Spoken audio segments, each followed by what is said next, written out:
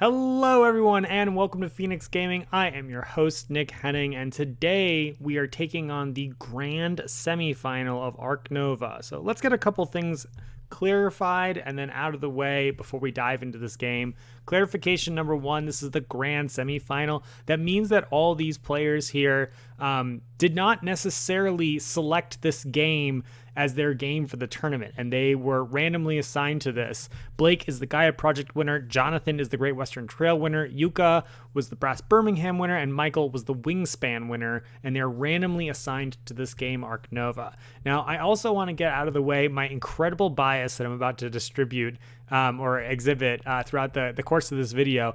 Blake, Jonathan, and Michael actually did choose Ark Nova as their tournament game. It's not the one that they ended up ring winning in, but it was a game that they had all selected to play on the day. Jukka, on the other hand, had played one half of a two-player game of this one time, and I felt bad for him. And I wanted to help him out, make sure that he had a good game. So he and I stayed up until a little past 3 a.m., training the night before he was going to play this grand semifinal. So I love me an underdog. I'm definitely rooting for Jukka while this game is going on. But I will say that I interacted with all three of these other guys. Blake is just a charming gentleman and absolutely lovely fellow who won a very interesting Gaia Project final. If you haven't had the chance, you can watch that on the channel. Jonathan beat me in Great Western Trail, and he's just a really fun guy to interact with, super interesting, and we actually played a couple games together throughout the course of this event. He's just an absolute delight to interact with. And Michael, also just a really fun social guy. At the end of this particular game, I tell him on the side that I thought he was just a wonderful sport and a delight to play with, as I was able to hear the audio while this game was going on. And I think it's a good representation of the kind of competition you can expect to see at this event. Yes, people are going to take the game seriously, but we're also here to be good human beings. So let's go ahead and dive into it. And we're going to kick off with Blake, who started the game. He's in seat 1, and the very first thing he's going to do is rip his association for 5, and he's going to grab the that looks like the 2 Reputation University. To me, someone taking the 2 Reputation University says that they have an aquarium or a meerkat den or one of those other cards that requires you to have 3 Reputation in hand. And if that is indeed the case, or maybe even something like Archaeologist, right, that requires a science tag, and those are all amazing sponsors to start off with. So I would be threatened by Blake even from the very first play. Taking that instead of the hand size, I think, is commonly an indicator that, you know, you're off to something nice that's going to happen pretty soon. I think that university is one of the universities that is important enough based on your starting hand cards that as a first action, it's incredibly reasonable to take the association action here. Jonathan in seat 2, I think, is a little bit favored. Being the person who gets to snap off the card row first just really increases the quality and size of your starting hand. Looking at this board here, I'm not insanely excited about anything. Expert in Asia is a really good card. If he's already working on petting zoos, I suppose the petting zoo animal is fine. The red panda matches with the herbivore goal. So, you know, a couple decent options there, but nothing that like really demands a snap right off the beginning. And I guess Jonathan did indeed have a petting zoo animal because he snaps a petting zoo animal off the board. Jukka also has cards in the 5 slot. So again, that's really nice to be able to kind of expand your hand at the beginning. Depending on what he has in his hand, he might actually end up just kind of like ripping from the deck instead. But he actually has a 4 cost sponsors that he's going to play first instead. I really like this. You don't necessarily need to draw quite as many cards in the beginning. And so getting some sponsors down is a good way to get yourself kicked off and started. Jukka here plays Elizabeth Hargrave, the ornithologist, and kicks himself back $3. This isn't a game with birds or species diversity, so it's a pretty mediocre sponsors to play, but a couple dollars at the beginning with probably some incidental cash that you'll pick up over the course of the game. I think it's pretty easy to assume that he'll take up, another $9. Birds are some of the best cards in the game throughout the course of the game. Is not too surprising. Michael here also is going to crack Association, and he's going to grab the other university that we were... Oh, no, he's not. He's going to grab the 2 Research University. That's a really interesting telegraph. So we see on the board that there's the 2 research require monkey and the 4 research require medical breakthrough. But I would assume if you're grabbing double research icons at the beginning, you're holding on to something like release the patents, maybe a Siberian tiger, maybe science museum, and kind of like plans to back that up. Like if you're grabbing double research early, like you're saying, I'm going to use that. Oh, there's also the red panda. So there's a couple cards on the board that he could make use of with that double research. That also, if he does take one of those animals off the board with the double research, it might indicate that his starting hand just like didn't essentially have the animal support that he was really looking for. I think that happens sometimes depending on your starting hands, but it's kind of rare. By the way, the end game goals here, we're looking at predators, herbivores. Is that North America? I think North America and Africa. So kind of a nice normal spread of animals and continents, with none of the sort of like diversity ones that are in play that are kind of more important ones to really pay attention to at the beginning of the game. And the advice that I gave Jukka is that grabbing a partner zoo and playing a North American animal or an African animal is a great, strong way to start the game. Obviously, a university is also good if you can kind of do something pretty nice with that. But I definitely dig grabbing a partner zoo and just getting yourself somewhere exciting quickly. Blake here actually doesn't play sponsors. Instead, he's going to build something and get himself an X. So maybe he's planning on playing a 6-cost sponsors here. It's a little surprising to me because I thought, that he had a specific sponsors that would maybe go with that university that he picked up. But we'll have to see. I think that's the only reason that you would choose to build first, because the players, we didn't talk about this at the beginning, they're playing on the A maps. They're playing on the A maps because they wanted the game to go ostensibly a little bit faster and be a little bit fairer to people who are new to the game. I'll quickly comment on my stance on A maps. I think they're not very good. I don't think that they're a great choice for tournament style Ark Nova. I think they're just too volatile. The rewards are too high. And I did mention earlier Archaeologist, but Archaeologist and one other card were removed from the deck because Matthias Viga, the designer, said, yeah, you don't want to play A map with the Archaeologist, which is absolutely correct. That card is broken bazonkers bananas on the A map and the 0 map. That being said, I understand that choices need to be made for tournaments like this, so I can certainly abide the decision, even if I'm not myself personally a big fan of it. Jukka here, I think, is trying to decide what he wants to do. Michael's explaining, I think, how scavenging works and what the card ability is. That's just to indicate to you like how much Jukka may or may not actually understand the rules of this game based on the crash course that we talked about from the night before. And we're going to see him at times like reading his cards and slowing down the game because he really is learning, right? This is I think functionally the second game. I actually don't know if he ends up playing a third game or not. It looks like he's not excited to snap anything. I think he could have drawn 3 off the top of the deck, but he's happy to run his association at level 3 here and grab himself a partner zoo. If he followed the advice that we talked about the previous night, he's going to grab something that he's going to then subsequently play. So here we have an African partner zoo, and he could get himself a second African animal that will get him into a nice spot to do a conservation action after the first break. Michael here looks like he's doing a snap, and he ends up snapping the little pygmy marmoset thing. Interesting choice. He could take that or the red panda.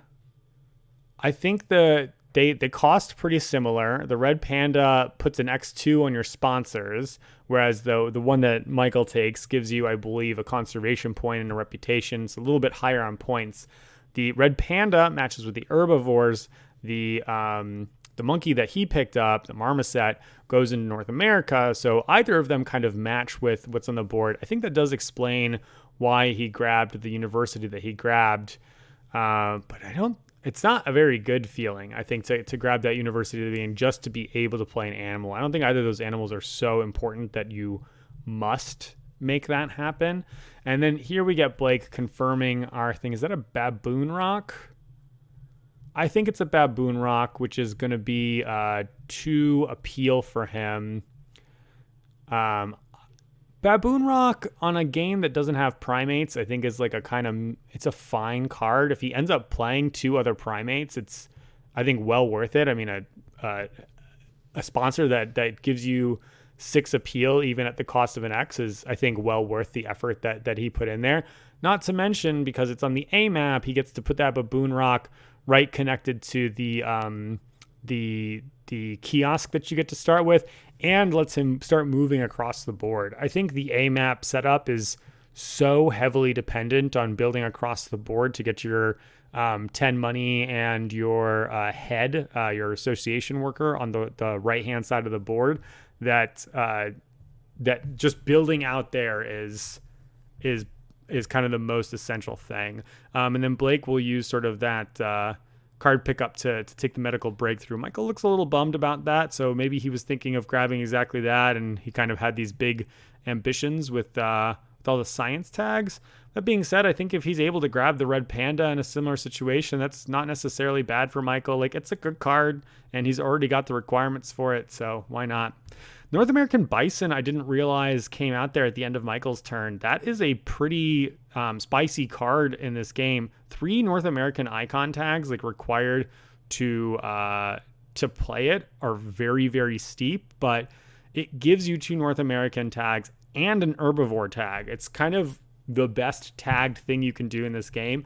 And ostensibly, other players on this table are going to be playing North American tags, so that Buffalo is going to score for like kind of the maximum points. And then in the ideal dream world, you can then even release it into the wild after you use it to get the 5 North Americas. Like, there's a lot of crazy stuff you can do with that card if you have the right support to make it happen. And it's followed by Galapagos Turtle that wants 2 North American tags. All of a sudden, Michael's pickup of that marmoset is looking much, much better than that red panda, as we see just a lot of North American action out there that I think should become a huge priority for these players.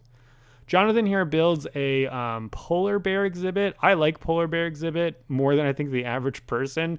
Compared to Baboon Rock, it's I think quite similar. The odds that someone else is going to play a bear or 2 over the course of the game is quite decent, that you'll get 1. So I usually consider it to be roughly a 4 appeal card, and it just lets you kind of move across the board there. I think, however, he did not quite notice as he kind of picks up that piece that it does not go across this board very well. That sort of central rock in the middle of the A board does not cooperate very nicely with that card. At the World Board Gaming Championships this year, I actually played that card. I snapped it off the board, and then I just proceeded to fiddle with it for about 10 minutes while other players were taking turns to figure out where it goes. It's very difficult to figure out. It looks like Jonathan actually instead says, all right, well, if I can't get it across the board, I'm not interested in it anymore. And then I think he X'd out sponsors instead, which is a really fascinating choice. I don't think that I would make that myself, even if I couldn't put the polar bear exhibit exactly where I wanted. I'd put it somewhere. But maybe he really needs that X for something else. It's got to be my guess. So we'll see what he does with that X, but I expect that he's going to use it on the sooner side rather than on the later side. And here we see Jukka taking his card's action to draw some randos off the top. In a 4-player game, when no one is taking the sponsor's action for the break $5, that first round can go on for a really long time, especially if you kind of took your association earlier in the turn. And so it's certainly safe to draw extra cards now, even though players are going to have to be discarding down to 3, because you'll give yourself some more options. You'll have a little bit of time to play things out. I think I do see sometimes people Xing out cards at the beginning of the game, and that's, I think, okay if you really like the cards you have a plan for what you want to do. But kind of like most of these games with big card stacks, drawing into the important stuff is kind of more important than really doing anything else along the way. All right, looks like he's figured out what card he wants to discard. And if I was watching correctly, it might have been one of the new cards, but I wasn't entirely paying attention. I was kind of busy rambling here. It's unfortunate the videos block their action slots a little bit, so it could be hard to see exactly what they're doing. Michael here is going to build, and he's actually just building a little one slot for his marmoset that he picked up. So that's a pretty inefficient build and is kind of a downside of picking up the marmoset as well. He's going to pick up that $5 rebate. I wonder if he needs it. If he needs it, great, depending on the cards, because he's got now 25 plus 3, 28, and then so the marmoset's 15, and there's plenty of 3 or even 2 size animals that fit in that 3 slot there. So I can see why he took the $5 rebate. I generally like value and structure at the beginning, so I'd be tempted to put that one enclosure next to the kiosk there, but who knows. The other thing that's interesting is that Michael has his sponsors on 5, and by him choosing to do build instead of sponsors, I'm assuming that means he doesn't have very many exciting sponsors in his hand. I think that the sponsors action is kind of the most important at the beginning of the game. Unfortunately, I think one of the biggest imbalances that exists in Ark Nova is being a player who does not draw even a decent sponsors at the beginning of the game. I think you are really a step behind the players who do draw a decent or playable sponsor at the beginning of the game, because it generates free value essentially versus like having to X out or take $5 for breaking with the sponsors. It's really kind of unfortunate. I wonder if that's a situation that Michael's in because he didn't play one here. Or he could be holding on to like one decent sponsors card. So he's really only interested in triggering it the one time, not so interested kind of in what happens after that. Whew. I think it's Blake's turn right now. And yeah, I mean, Blake, I think, should be drawing. He knows his money situation, what cards he has in his hand, but I think if he really likes the cards in his hand, then he could maybe snap the Buffalo for kind of like greedy long-term plays. If he's not so interested, he could just kind of draw off the top. However, he's just going to continue building 2 enclosures here. So maybe he's got two animals that he wants to play. My guess is that he's going to spiral it out of his kiosk and take $5 there. But it's also pretty tempting, I think, to put it up by the baboon rock, take $5 up there, and then allow him to essentially build something big outward across that baboon rock to get the additional head over there in the long run. In fact, actually, now that I'm saying that out loud, I kind of like that a lot more. He's not actually doing that, though. He's getting the 2 reputation by going up to that top spot there with a kiosk. Okay, so now I understand why he grabbed that university at the beginning, because the A map is a silly map and you can get 2 reputation as a bonus. So 2 reputation for the starting university and 2 reputation for that spot in the map that he built up to is going to allow him to get 5 and flip a card right now. He's going to choose to flip build, which is commonly the sort of first flip that people have in the game. I think on the A map, the flip a build card is actually a smidge less exciting than it is in most games, because you already have kind of starting kiosks.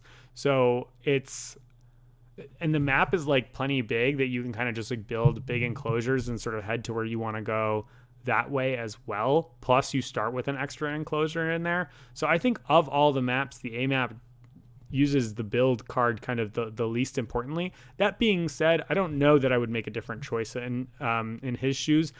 A thing to consider would be taking animals, because if he triggers that a couple times and he gets up to his extra worker just by going up on reputation, but you don't necessarily need that on this map. And another option, I guess, could be association to throw some early money for some CP. I don't know that that's worthwhile. And then, of course, sponsors, depending on the cards that you have in your hand. But I think build is a completely reasonable choice here. I've got no issue with it whatsoever. And here we see Jonathan has not actually used his worker yet, and he is comfortable with waiting. He is going to actually trigger his animals early with an X token to play out. He played out 2 herbivores. Oh, he played like 2 deer. Oh, okay. That's really, really cool. So normally playing one of those 3 deers into the 3 slot is garbo, right? We don't like that at all. But that being said, in this instance, he actually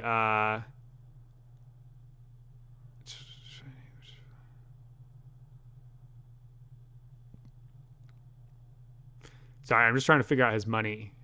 Oh, he got $5 extra for building $5 rebate when he built the petting zoo.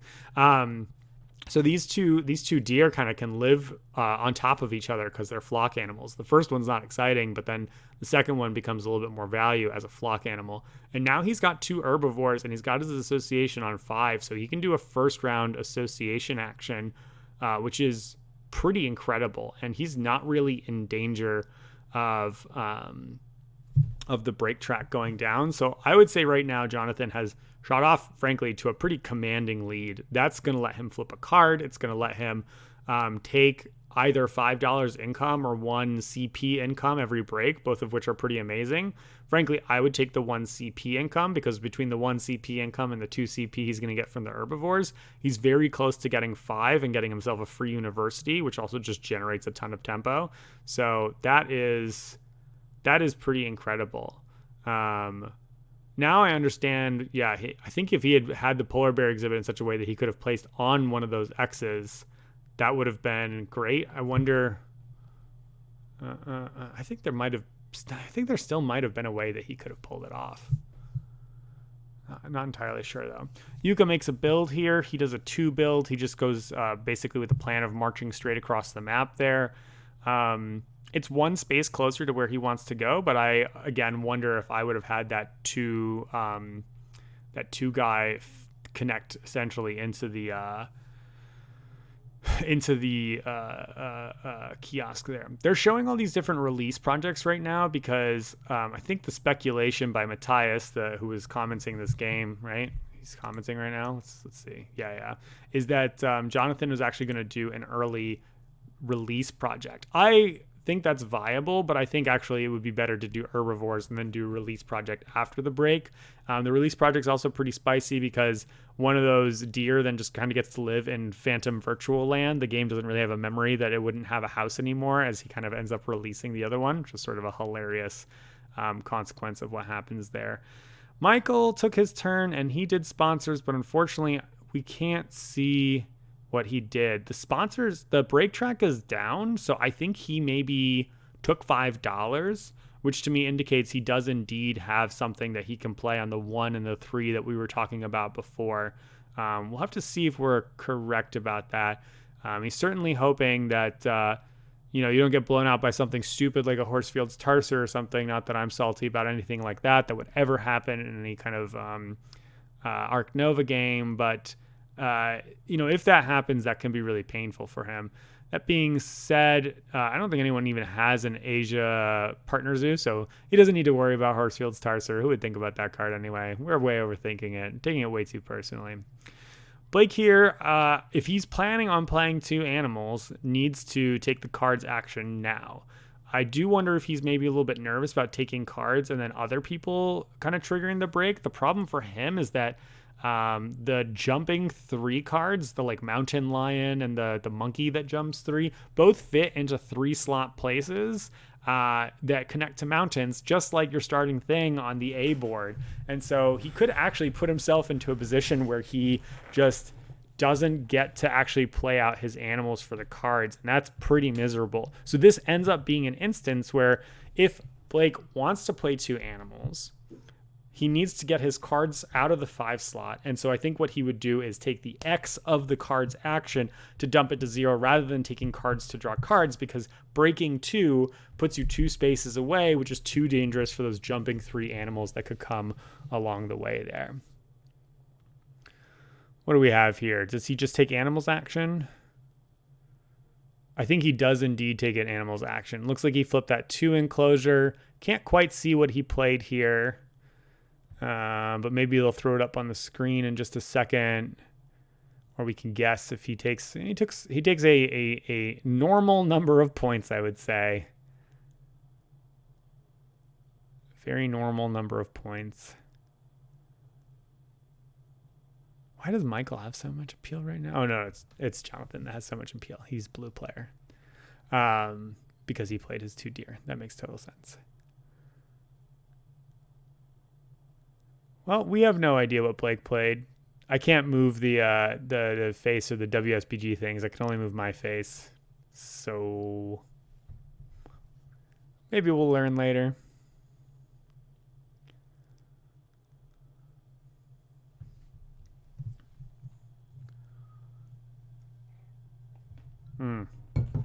One moment. I need to let my squeaky piranha out of her feeding room. All right, and we're back.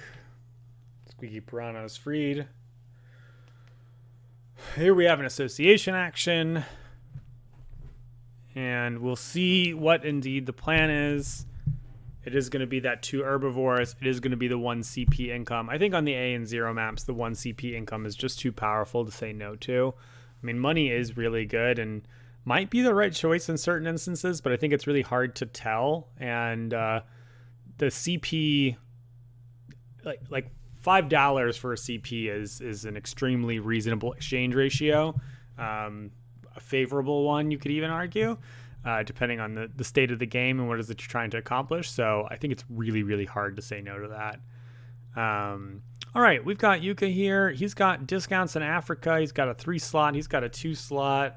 Maybe we'll see kind of like a monkey here. The best thing that he can play is something like the caracal. I don't know if that's how you pronounce the animal, but the sort of 2 enclosure. Nope, I was wrong. The posturing bird is much better as a 2 drop. I mean, it doesn't have the predators thing that I was going for with the caracal. I don't know. But this flamingo here will get him an additional either pavilion, which he can throw next to the kiosk, or a kiosk, which he can kind of throw in his eastward expansion, which is what I suspect he's going to do. It'll also grab him an X, I think, if I can read the board correctly from that spot. Yeah, that's an X as a bonus. Also then allows him to kind of cut under the rock with a 2 build, although I guess you could actually do without it, so it doesn't make a big difference. But that is a nice central location. He could also put the kiosk kind of above the 2 spot because there's a lot of things on there. And interesting, he chooses the 3 enclosure rather than the 2 enclosure. I think Michael just even indicated to him, hey, you could use the 2 enclosure. I think what that means is that Jukka is about to play two enclosure animals. Otherwise, it's kind of an insane choice. I mean, it's a $1 income for the kiosk, but I don't think that's worth giving up the flexibility of the 3 enclosure over the 2 enclosure. Okay. And so he's going to go for a pavilion rather than a kiosk, which is fair. It's a point. I think I still would go for a kiosk at this stage of the game, which money is just so valuable. But you can't really go wrong with a pavilion pretty much ever. And, frankly, actually, if he's counted out his point, here we go. We've got a monkey. That's another. So both of these are discounted by that Africa icon. So $6 discount on these 2 guys here gives him, I believe, enough money to run them both with a little bit of change. That's one of those things about the A map that you can get away with, right? That extra $5 for building at the beginning. He had the ornithologist, and that's a nice, easy 2 creatures with cash left over to play at the beginning, which is pretty good. That's going to allow Jukka to complete the Africa conservation project if he wants to. It doesn't make a ton of sense, I think, for him to wait for 4 Africa icons because you get 3 points rather than 2 points for having 2 Africa icons. And unless he knows that he can get to 5 by having like 2 more Africa icons in hand or 1 more Africa icon in hand and a fair amount of patience, I don't think it makes sense to wait for 5 either. So sometimes getting that 3rd icon can be a distraction and sort of a danger in some ways. But yeah, he's holding over $10 here with just a pile pilot income. They're also playing the peaceful variant, so the pilfer is just a sprint 1, which kind of nerfs that card a teensy bit, but whatever, it's still fine. It's basically just an animal to have played. And we see that Jukka there, actually that pavilion does put him at 1 extra income, so it functionally is the same as a kiosk at this stage. So actually maybe the pavilion was just a better choice, frankly. I guess we're just never going to see what Michael plays this game, unfortunately. So we're going to have to use some context clues to figure it out. My guess is that he's played his Tamarin, because he is playing animals right now. But my guess is he also played something else. Yeah, so he has another, I presume 3 enclosure animal, but it could be 2 enclosure animal. If we can see his money correctly, he's spending all of it but 2.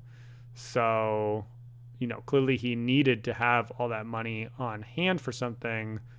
Let's see what we got, Michael. Can you show us? It's gonna be visible in any way.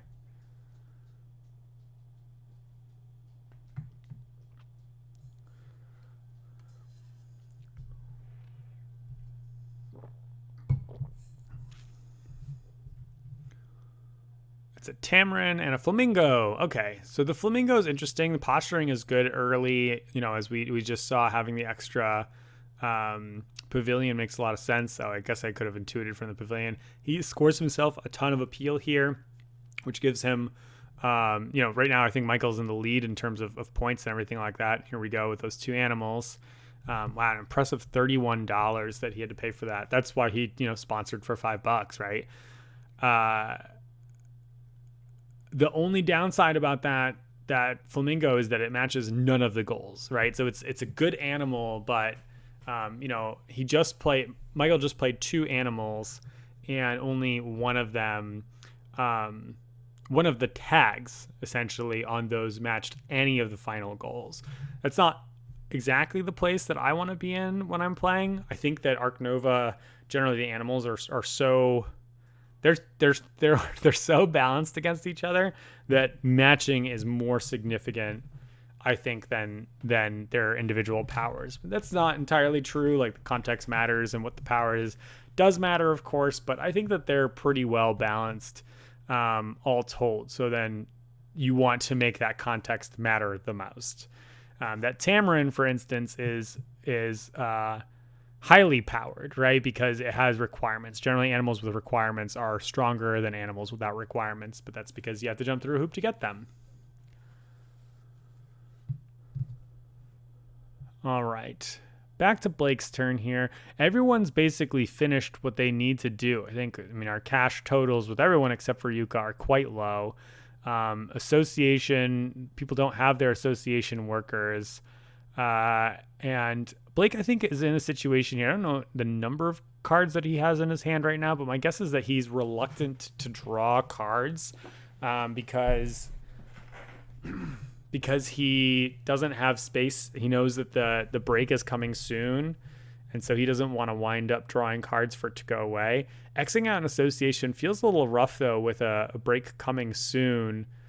Because you generally want to be able to association, but I guess he knows that he's only going to have the 1 association worker next turn. He could use that build action actually to get his 2nd association worker. So now that I'm looking at it again, remembering that we're playing map A, I think I really don't like Xing out the association there. I think I'd be more inclined to just like sponsors for $3, but if he has a good sponsors card in hand, he doesn't want to do that either. So I think he just had kind of a management issue here. And to go all the way back to the beginning of the game, I do wonder if he should have taken the university with the hand size. He didn't get to flip his card, but frankly, he hasn't used the upgraded build yet. And when the break occurs, he then could use the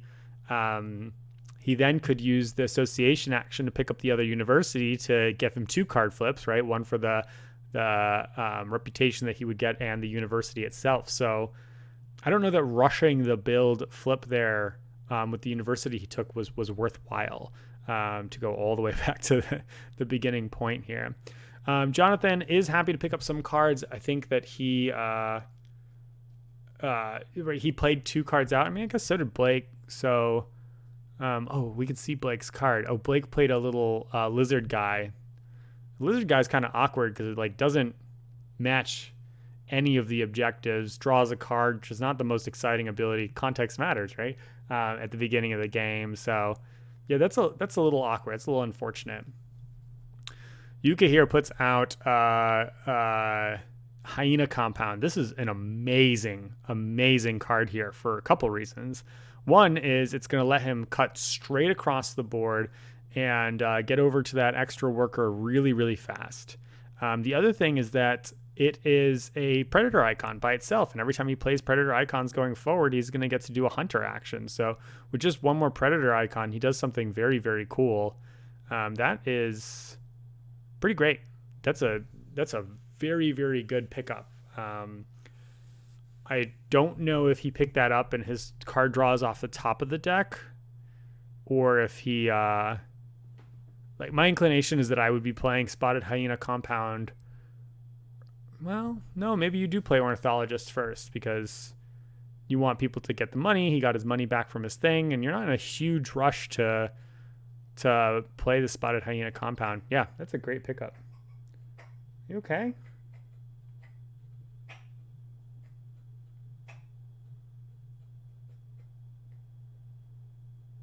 Okay, we don't like that sound. Hold on. She's fine. Hello, Squeaky Piranha. Oh, we're getting an update here. Oh no. Let me just fix this. All right, we're back to the action.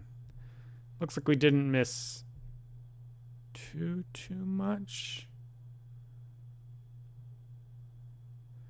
I don't think we saw what the hunter action was for Jukka, or if he hit. That would have been nice, but so be it. But Michael's animals is at 1, so we haven't missed his turn. I suppose it's possible that they paused the game while the change is going on, but I think that they generally do that. So shrug.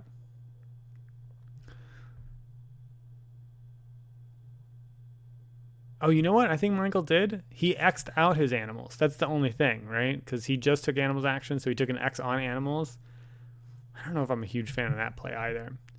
Okay, so now we see why Blake may have been Xing out his association. He really wanted to get to 5 using the sponsors and the X. And is that a meerkat den?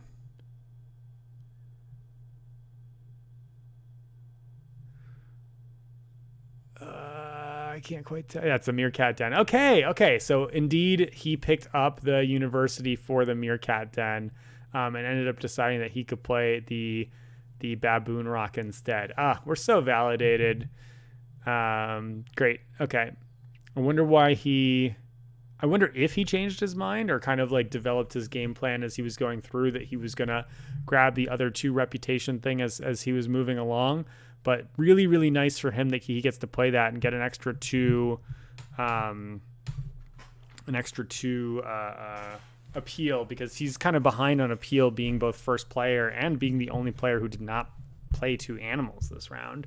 So getting that extra 1 income bump there is nice, and now he's so set up to get that head with the build action. What's hilarious is that he didn't need to flip build in order to get that association worker there. So I don't know that there was something else that would have been worth flipping, but it is an interesting question, right? I don't know that we'll have to see how it develops, but I don't know that build was the thing he needed to flip. Although if we don't trigger the break here, then he gets, okay, Jonathan does the smart thing. He triggers the break with the sponsors action, just picks up a couple bucks, gets his free X for triggering the break. That's definitely the way that you want to be. Let me go ahead and pause here and move us through the income. All right, and there we have it. Looks like we dropped those 2 bottom cards, which means that Red Panda is never going to get played by Michael, unfortunately. And we flipped a Herpetologist, which is not so interesting, and a Predator Breeding Program, which is very interesting because there's already goals to take Predators in this game, but I don't think anyone's played Predators, so might end up being sort of an awkward card that comes out at a time where no one can really take advantage of it. When a situation like that, the board now requires so many requirements, so many specific requirements, that players are going to kind of be a little bit more at the whim of the deck. That monkey that I missed there is a North American monkey, which is pretty appealing, and it's extra appealing to Blake with his baboon rock. So that's something that he should definitely be keeping an eye out on. Yuki here, it looks like he goes ahead and takes the Africa conservation project, takes the 1 CP bonus. Not quite as fast as Jonathan, but he's getting his way there, and he's certainly going to get another head, so he's not going to be behind in that aspect, which is nice for him as well. Good on him for just cashing in rather than trying to be greedy and waiting for too long. And then we see Michael here. Michael, okay, so now we understand why he took the Tamarin. He took the Tamarin so he could do a release project here for North America. That is pretty amazing with the Tamarin, because the Tamarin has reputation and conservation. You don't need to give those back when that Tamarin goes away. So he's going to lose 4 points here for 3 CP, which is going to be pretty incredible. He already has 1 CP. If he takes the 1 CP bonus, that gets him to 5 CP, which gets him a university. Snap. That is an incredible play. Very, very cool. That means he's going to flip there. He's also going to have a flip from having crossed the 2 CP start. We're rubbing a lot more respect on the grabbing the university with the 2 research icons, given that sequencing there. It is a little awkward to execute the North American, like doing the removal of the North American card when the North America's card is out there.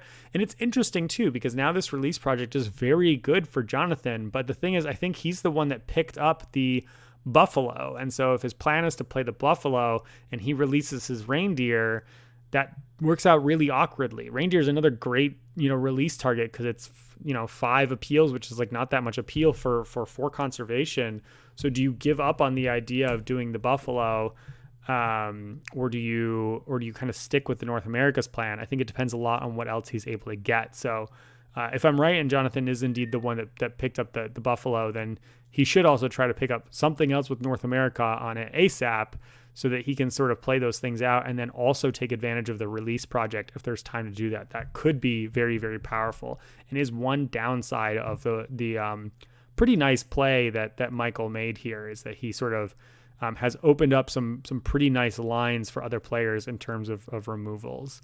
Looks like Michael also got himself some reputation from the university that he picked up, which I guess he already had some reputation. Oh, sure, from the project itself and from the Tamarin. So he's going to suddenly go for 3 card flips here, it looks like. He flips build as well. Build for him is probably more important than I think it was for the other players, because he's still kind of clustered in the bottom left corner of the map, so he's kind of got a ways to go if he wants to get his second head here on the right side of the board. And then he says, I'll flip over animals, which is nice for some incidental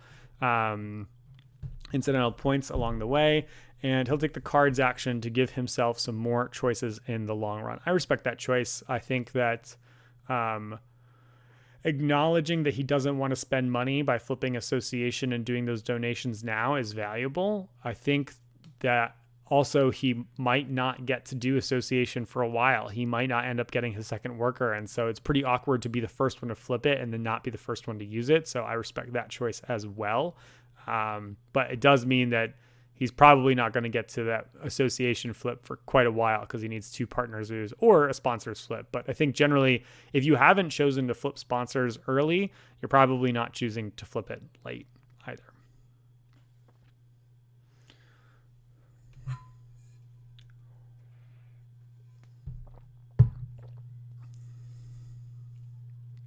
I think we're just making sure we haven't missed anything.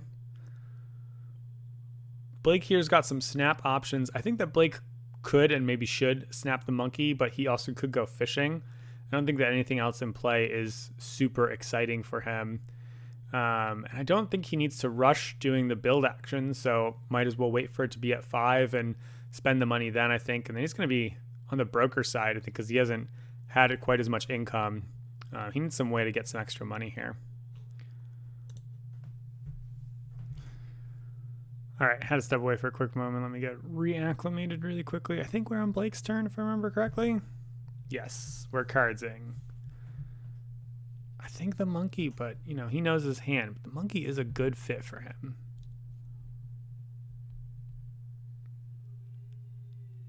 Nice and reasonably priced. Good time of year for monkeys.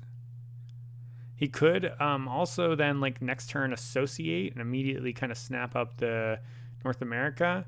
But he goes for the Galapagos turtle. That's the play of someone who I think already has some North American cards in hand, and he's got big eyes. It's a good card, and it matches the North America objective. So no qualms there. But like I said, it's 2 tags, which means that it'll put him up to 3 tags when he plays it. And 3 is a really awkward place to be. North America is also one of those ones where the difference between completing the 2 objective and the 4 objective is not that big.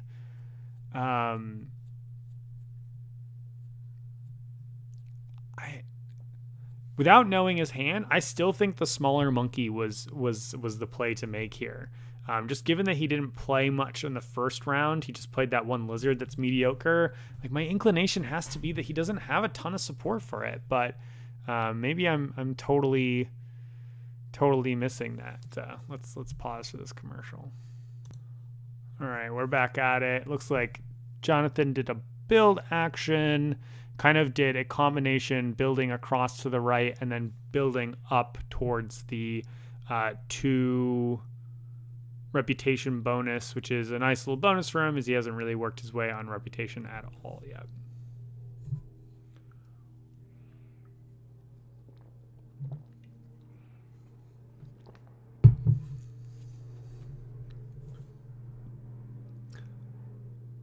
I think if he had really wanted to, he might have 1, 2, 3, 4. He might have been able to build all the way out to the association head there, but because association was an action he took so late last time, he'll actually probably be able to kind of trigger it now, the association action. It'll drop to the bottom, and then, possibly a break will trigger before he even would use his second worker. So it's not necessarily as essential for him. Jukka there, I think, is taking a look at the release bird project. Or did Michael snap it? Could be that Jukka snapped something and then Michael snapped something else. If Michael did snap that bird release project, it is nice for him to be able to release the flamingo, right? Because the flamingo doesn't really match any of the stuff. However, it's a little awkward, flipping cards, having it be in slot 5, and then using it to snap something, because ideally when you have cards in slot 5, you really want to be drawing. That's its real power. It's already kind of there. I think Jukka must have snapped the rhino that got flipped up, which is, again, it's a really good card, really powerful. That's a long-term play. It's an herbivore as well, so in the case that he's able to get up to 4 herbivores, that's actually potentially quite nice. So yeah, Michael must have snapped the low mountain bird range.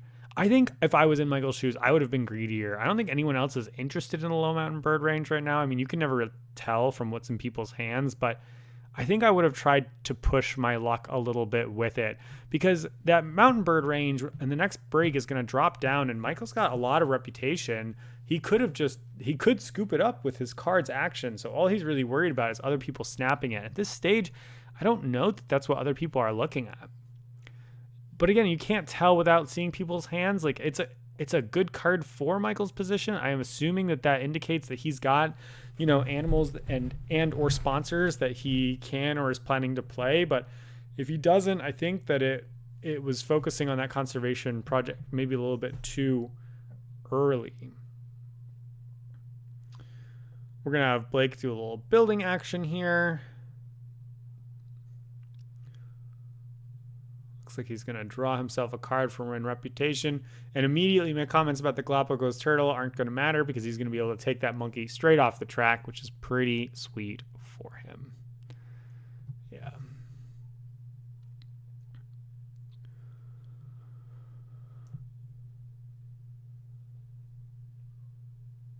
If he's also building a kiosk, I assume he's doing the kind of 2-1-1-1 build. because he's played most of those things so far. Or, oh, he already played that kiosk and got the X for it. I see. Yeah, seems like a fine build. Fine enough build. Yeah. Could consider putting the kiosk up a space. Did he just do a 2-1-1 build? I don't see a 1 enclosure. Oh, there is a 1 enclosure down there with the $5.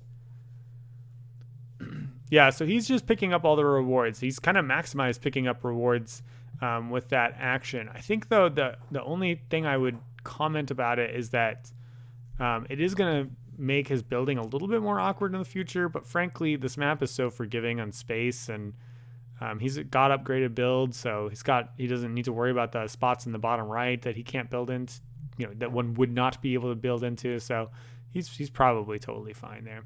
Jonathan cracks association, and what did he do? Looks like he grabbed the hand size university. Interesting. He could have chosen to grab the university with the 2 reputation, I think, in order to flip a card, but keeping the hand size I think makes sense. He's got like the bison is clogging up his hand, and we know that there's other cards that he's drawn, so generally when you have long-term plans, you need to have that hand size sitting around a little bit more. Yuki here is going to go ahead and grab his additional worker when he takes this build action here. You messing with my stuff? I need to go teach a cat a lesson. My partner's not here, so they're causing additional trouble. Except for you, you're being an angel. Yeah, so he's going to figure out how he's going to build here. I think that he probably also is looking at doing a 2-1-1-1 build. No, it looks like he does less than that. Oh, no. He did a 2 enclosure and a 3 enclosure. The 3 enclosure is on the left side there. I just didn't quite see it. Getting him up towards that 2 reputation. Yeah, so basically he grabs the head and then he plays 2 enclosures. Presumably he's got a 2 and a 3 animal, or another 2 and 2 animal in hand that he can use to play out there.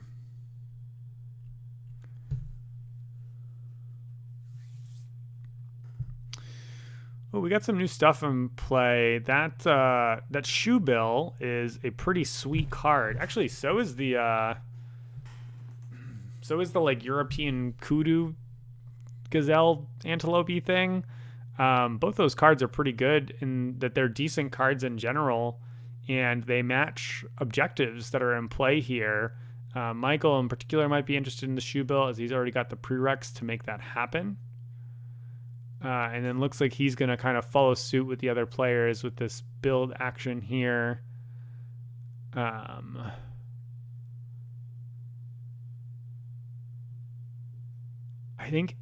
do think that he needs to start heading eastward. Like he does, I think, ultimately need to find a way to get that additional worker. So I like the placement of that kiosk. It's a way for him to get out there.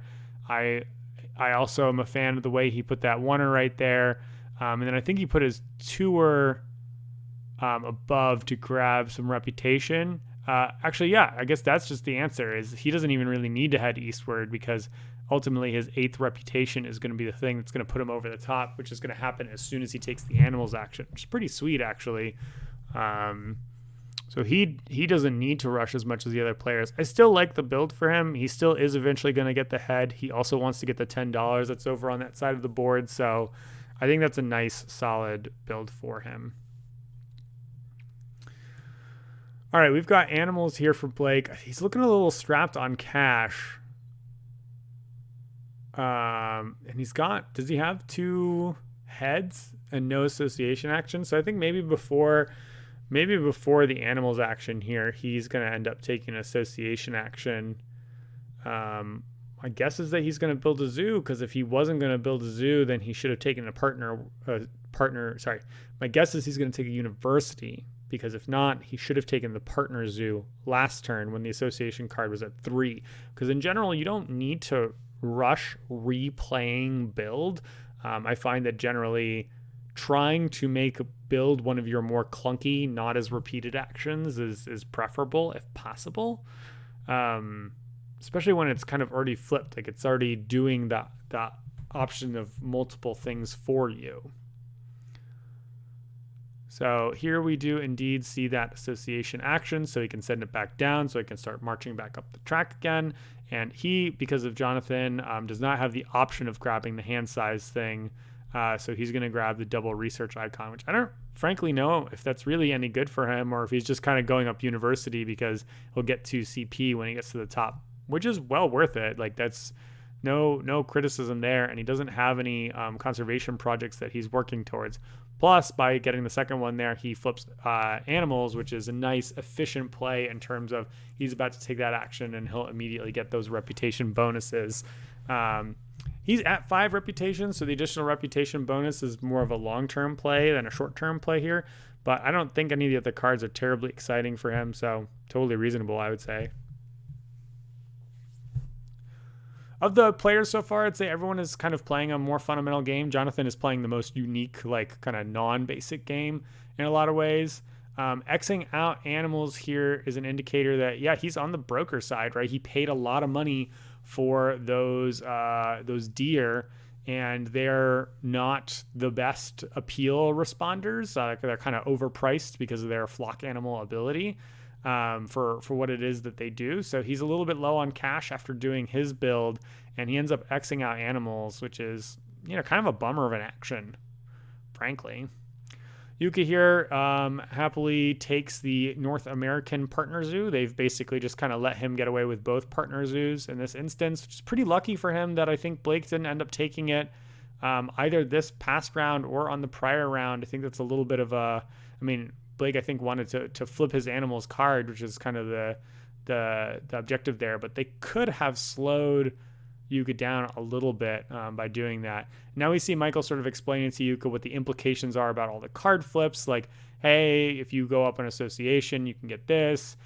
Cards is required to go up here. And this is exactly what I was talking about at the beginning of the game about Michael being just an incredible sport. He's playing a game to allow him, if he wins this game, he goes on to, possibly winning somewhere between $1,000 and $10,000, or maybe it's $1,000 and $25,000. I don't even remember. It doesn't matter. The point is that he's going out of his way here to make sure that this other player who's playing this game for a really early time understands the implications of the choices that he's making. And anybody could do that, but it's not only that he's explaining it, but he's very enthusiastically doing so, right? Like, you can watch that body language, see exactly what he's talking about. And I can even follow along, given my knowledge of the game. It's like, oh, you can play this card, allow you to play it straight from the track, from your reputation range. Really just kind of giving him a lot of options here. Jukka shouldn't flip sponsors unless there's a particular reason for it. He is a little bit lower on the reputation. He's actually the lowest on the reputation track, so cards is kind of the worst for him. Association wouldn't be bad for him right now. He's a little bit more flush in cash than the other players, and he could be the first person to get to association. So I think it's between association and animals, assuming that he doesn't have any sponsors cards that want a flip sponsors card. And he ends up going with animals. Animals is going to help him get to that 5 reputation so he can get another card flip, which I think is pretty reasonable. But given essentially that he has not gone with the university plan, I think that flipping association and then just kind of marching up the partner zoo track could have been an option for him. The thing is that the other partner zoos from here are really not that exciting for him, frankly. He's already got the ones that have matched with the objectives of the round, so other partner zoos are just about saving a couple bucks. Michael here looks like he is playing this using an X to make this animals earn him a reputation, which is going to get him ahead. He is probably trying to make sure he can get that in before the end of the round so that he can scoop something up. He won't be able to take a university because the 5 hand size university is, again, taken out of play by Jonathan. So he'll probably next turn immediately take the association action so that he can grab a partner zoo. And if he can, ideally he wants to grab the Africa partner zoo, I think. And then he's going to dig out. I didn't quite see what he dug out, but I don't think anyone was interested in taking that card. So I'm not sure that I love that dig choice. I think he was just kind of flushing to see things that he wanted, but digging primarily should be used to either get chaff out of your own hand or get rid of cards that are good for other players. On the other hand, of course, he's slid things down into his reputation range that he can then pick up with cards, but he's not taking cards as his next action. So he wants to take advantage of the fact that he's highest on the reputation track and let those cards sit at the top so that when he takes the cards action, he's the one who's most likely to be able to draw them, particularly if players trigger the break and they drop those 2 cards down for him. So I think that digging action might have been a little bit of a misplay there. Maybe I just, admittedly, I didn't see the 2 cards. Maybe he interpreted them as being important to other people, but I am not convinced. We've seen a lot of herbivores this game. We have not seen jack for predators. They are keeping these zoos safe as can possibly be. And we're also not seeing the cheetah, which is my favorite bad good card. Cheetah would be a dream on this setup. Yeah, I got nothing else to say about that, I guess. Blake here debating an animals play. We're still a long ways away from the break, which is nice for people who have their extra heads. Looks like Blake's got an extra head available to him. I think Jukka's already used both of his, but it's time for him, to kind of slide those up. Jonathan, I think, is stuck at 1 head here, and that's I think slowing down his game plan. He had a very exciting start with the 2 reindeer and basically hasn't done anything since then. The fact that he used sponsors to trigger the break last time means that he hasn't been able to play any sponsors cards from his hand. He has the polar bear exhibit card, we know. If that's the only sponsors in his hand, then great, no really big loss. He can kind of just play that later. And he definitely wants to because it's got a predator icon on it. But if he has other sponsors cards in his hand, then he's definitely kind of been a bit stymied by that sort of course of action there. Michael just picked up his second worker, so he's going to use that immediately. He's basically in exactly the same situation as Jukka is. Blake is, I think, sort of hoping that actually this keeps on going for a while so that he actually has the opportunity to use his second worker. And it might not happen for him. Like the break is a long way away, but his association is at 1 right now. I guess it's going to go to 2. Odds are in his favor that he'll be all right. Unless he's got a sponsor card for 4, I'm quite positive that he'll be taking the animals action here and at least playing out that, I'll call it a capuchin monkey, even though I don't think that's what it is.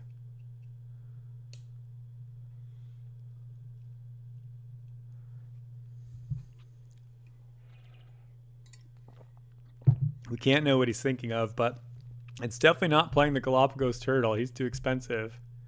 I wonder if he's doing some math. We can't quite see how many X's he has because of my big dumb face. He's got 1 X. What I was going to say is that if he had 2 X's, could be interesting. In fact, I'm kind of covering. Let me fix this a little bit.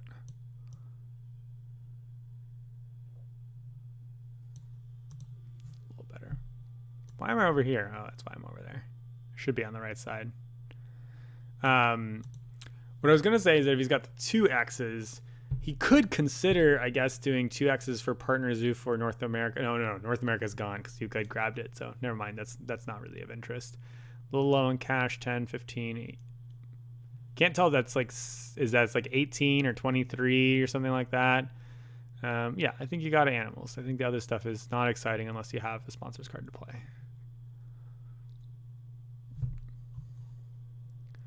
What was it? It was the monkey. Okay, great.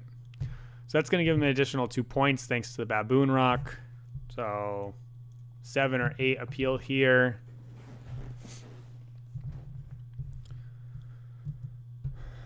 And then in terms of like, I think that's a monkey that has a clever action, if I remember correctly from the picture. And he's got a full grip there. I could see him clevering away his cards action. Since it is a while till the break still, I could see him clevering away his build action because he might be a little bit low on money. I don't like clevering away the sponsors action because he is low on money. So like suppose a scenario where he's low on money, he's not playing another animal right now.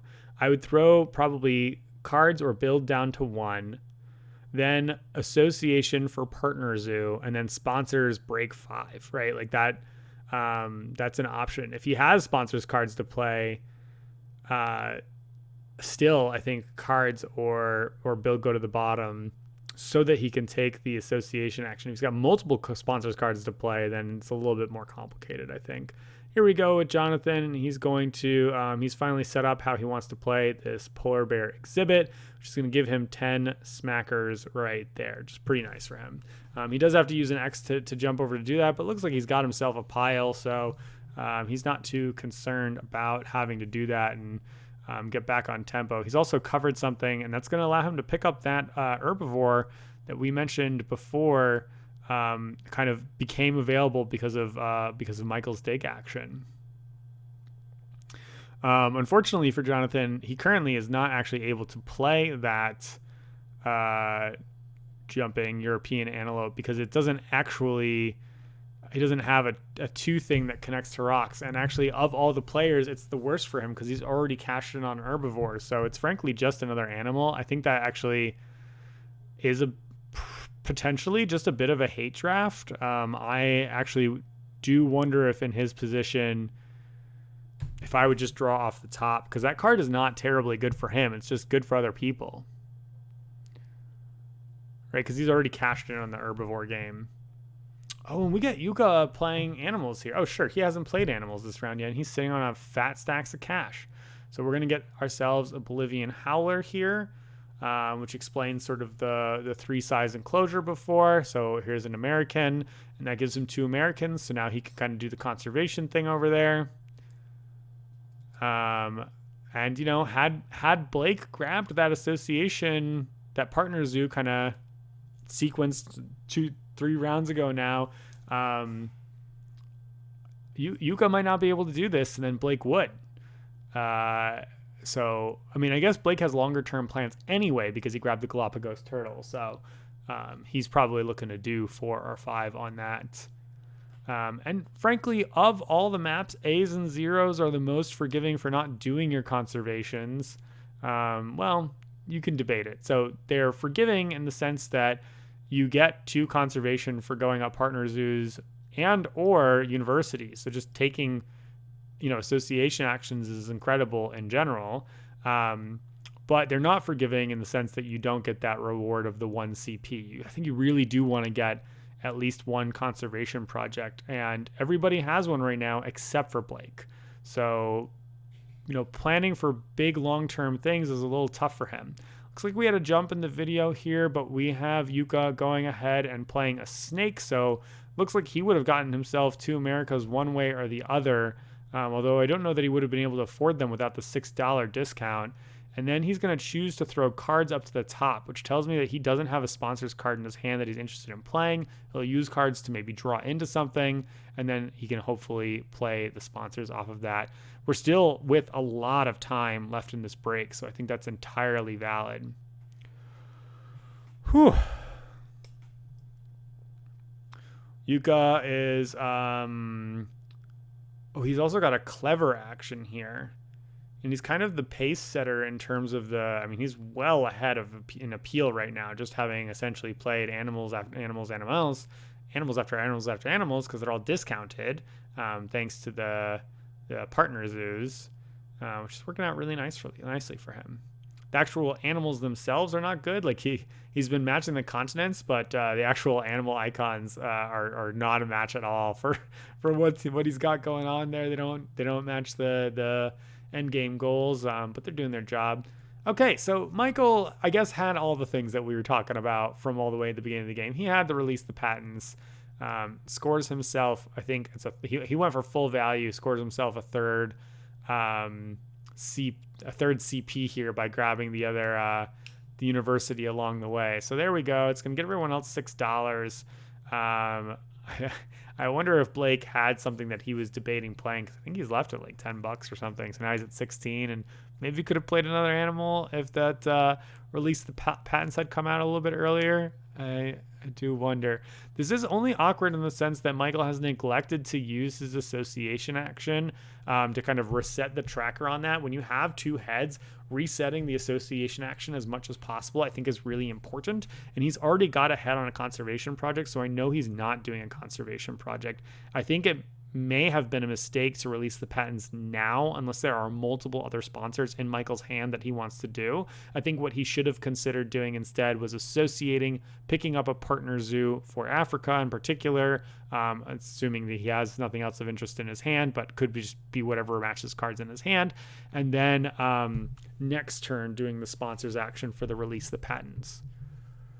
And again, he's got a lot of time here. The reason that you want to kind of be retriggering is that the actions that you take are the actions that are going to start sliding up as you take your other actions. So the earlier you take something, the more you can take it later in the game as well. By letting everything slide to 5, you get the most value out of that action. But there's a lot of these action cards that just don't make any difference whether they're played in slot 3 or 4 or 5. And when you're picking up a partner zoo, that's the prototypical example. This is a primate sponsor. If it is a primate sponsor, that's going to be 2 appeal and 3 additional income. Completely reasonable sponsors card to play in this instance. Not the most exciting because he wished that he had a 3rd primate, but it's going to do its job. It's going to pay a couple bucks. Completely reasonable play. Aha, a commercial. It's always during Jonathan's turn. All right, we're back. Looks like Jonathan's doing a build action. He did a 2-1-1 situation. Thanks to his polar bear exhibit, he's made it a whole lot easier for him to get that additional head, which was a thing that I think was stymieing him a little bit. Interesting placement of that pavilion there, headed southward. I see. Okay, so he's going for some rewards there. Pavilion isn't a spot that can be surrounded by a lot of things, but now he's got like a lot of different spots. He really only has 1 space left for a 4 enclosure and 1 space left for a 5 enclosure. So he does have to be careful in the long term how he's kind of placing things out if he wants to play those big wombo animals at the end of the game. Just from the way that he's kind of split out. But again, this map is extremely forgiving in terms of how you've built. So odds are likely in his favor that it doesn't end up mattering. It's just something worth being aware of as you're kind of like, building these like slicing cuts that go straight towards those rewards. Just something to consider. We have not moved the break track since I talked a couple turns ago about how we have a long way to go for this break. So this is going to be a hot minute still. I think Jukka's probably just going to rip right off the top here. He doesn't need that Africa animal, nor does he even have the research icons for it. And all those animals on the board are not terribly exciting for him. A couple of them are like playable, but none of them really do much. That macaque is normally a very terrifying card, but we're playing peaceful variant, so it's just a mediocre card in this instance. It's a better ostrich.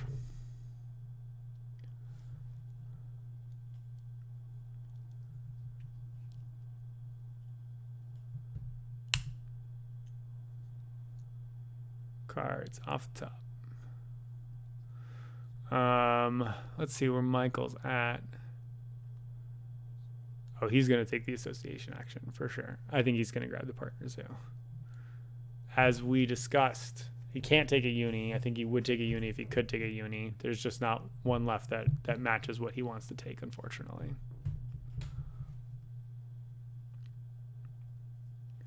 Blake's got enough money that he might end up building, but he's got to watch out for the situation where he like overbuilds and then doesn't have the money to do what he wants to do after the next break.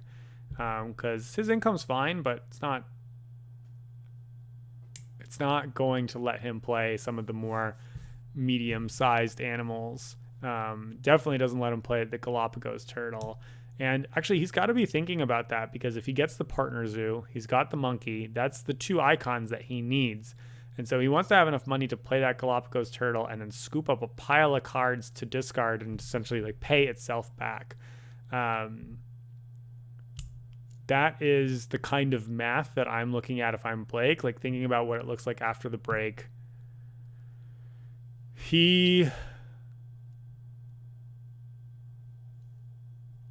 Yeah, I think unless he's got like a conservation card in hand, is in a little bit of a weird spot with his association, because if he takes the association action, then people start jamming break with some sponsors actions.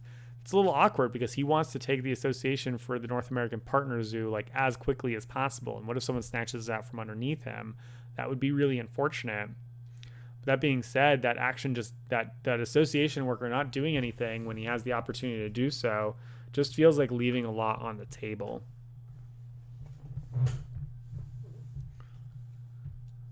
It's the same with Michael in the association action.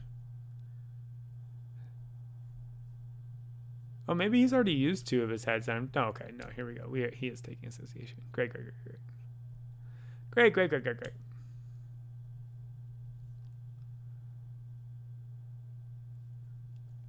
Africa.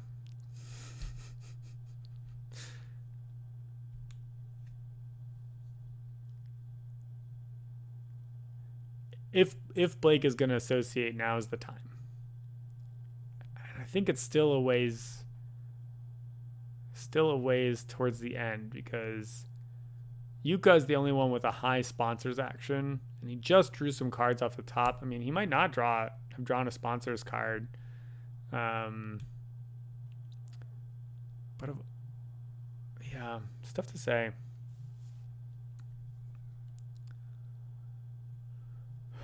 Jonathan, I think I missed at some point that he flipped his cards action. That's really interesting. Maybe just looking for some more gas, but I already kind of have the impression like he's got a decent number of cards in his hand because he hasn't played that much out. So maybe he's just kind of like prioritizing flipping some stuff. Also, you know that the reputation comes hard and fast on this map, so he might be choosing to draw a whole pile.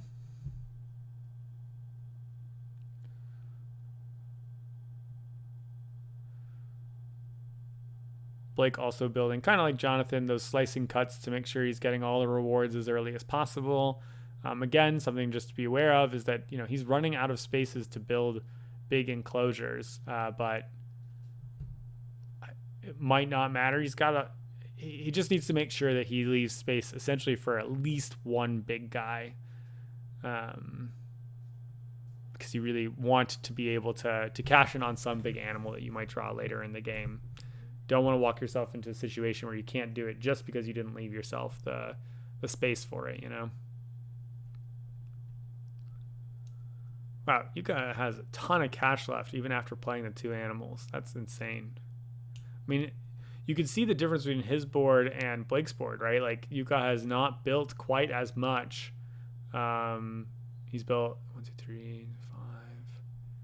You know, he's built $16 worth of things, whereas on Blake's board, we've got 1, 2, 3, 4, 5, 6, 7, 10, 11, 12, 13, 14, $28 worth of things. So, you know, it's a fair amount of cash difference that's been spent on building, and Jukka has a higher income as is right now. Although maybe that's not true with all the kiosks that are in play.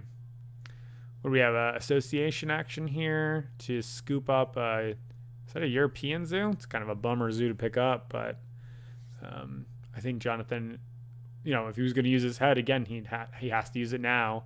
And we might be out of universities. The other players, I think, snatched them up. Yeah, the universities. The fact that Jukka's gone partner zoos and everyone else went universities has definitely worked out in his favor, as they're kind of, you know, bumping into each other along the way. And he might just say, I'm never going to get universities. That does mean that he's going to, you know, have a little bit of a harder time with the card flips, but you don't need all the card flips to win, as Andrew showed us in the Ark Nova finals.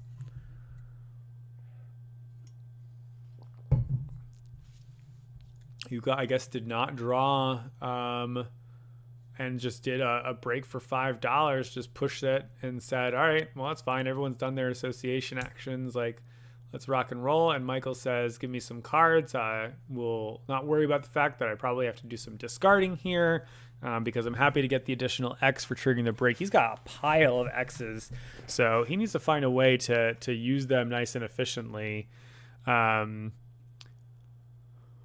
Blake here did not get to use his second worker, but maybe that was by intention. Like, if he uses his association action and just kind of picks up either takes a conservation action or picks up that North America partner zoo right away, I'm going to say that it was sort of a intentional. I think that in some ways he was maybe hoping for the break in that instance.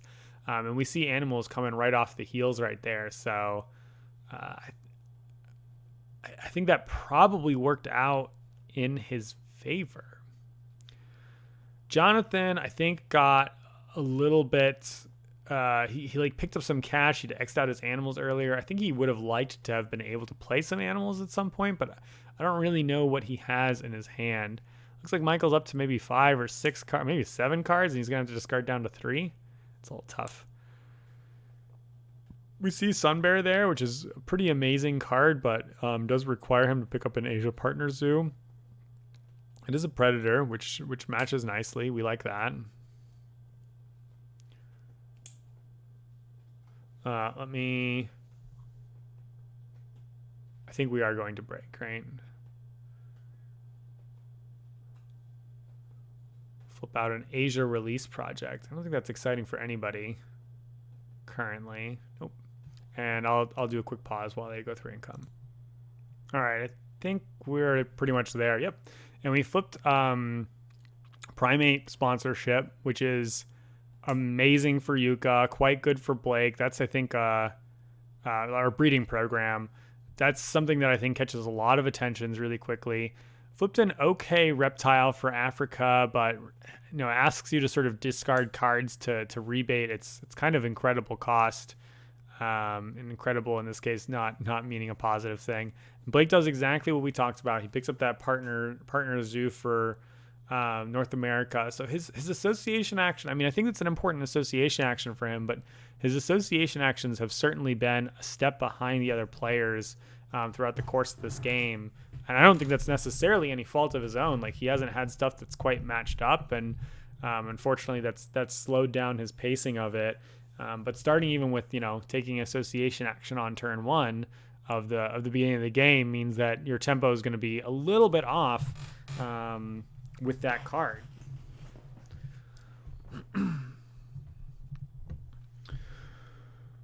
Jonathan here doing the pro draws by drawing one at a time. I think that there could be some interest in that dugong there. Oh, it looks like Jonathan got the when he got a CP during income, he placed a 3-size enclosure. He placed it in the south there. I really dislike that placement because now he doesn't have anywhere to place a 5-space thing, and we're immediately seeing that be a problem, as he could go for the dugong here, but there's literally nowhere on the board that it could be played. So, I guess he doesn't care about the herbivore, so it's a bad example because it's not a good card for him, but just in general, like, being able to play out an elephant or one of those other bananas cards later is, I think it's just too nice. He grabs himself a Asian monkey and an Asian release project, I think pretty clearly indicating what he's doing for the rest of the turn. To me, that says that what he had in his hand was not that exciting, and he flips up an Asian. Oh, the care call. That's a really good card for this set because it matches a lot of things. Not that he has any Africa or any predators going on already, but it's a little bit of a bummer, I think, to not have drawn that card off the top. And then the primatologist is not really of much interest, I would say. Jukka here, I think, he wants the association action. I think he might association for 5 here. Yeah, amazing. Oh no, he's not doing that. He's doing a build for 6, it looks like. He's probably got something very specific in his hand. We've seen him pretty aggressively play enclosures up until this point to make sure he can play out the cards that he wants to play. He's got a lot of money to make it happen and a couple X's for some wiggle room here. His next turn, he's going to associate for probably a conservation project since he didn't do anything now. And frankly, I don't think he wants universities at this stage. Like, he kind of just wants to keep getting partner zoos and, kind of leave it at that. Looks like he's doing a 4 enclosure, a 1 enclosure, and a pavilion. So he's not respecting the kiosk situation as much as everyone else, and probably is kind of getting away with it. He's going to grab the 2 reputation there, which will bump him up in a way that he hasn't had before. To 4, it looks like there. So he's going to get an additional card flip from that very soon. But not quite soon enough, it seems, to flip association in time, which is probably okay.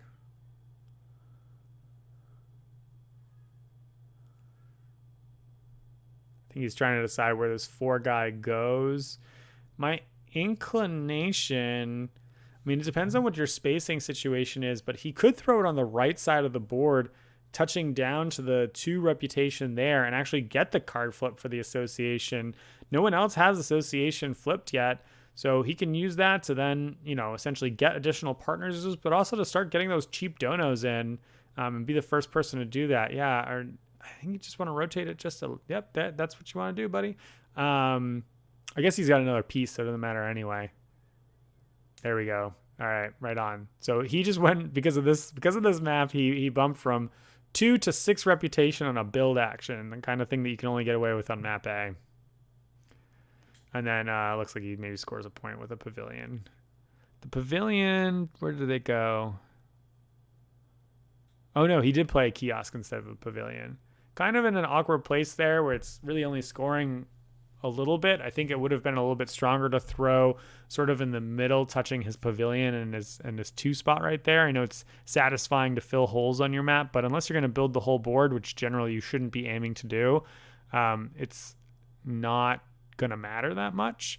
So I don't love the pavilion placement. The kiosk placement, damn it.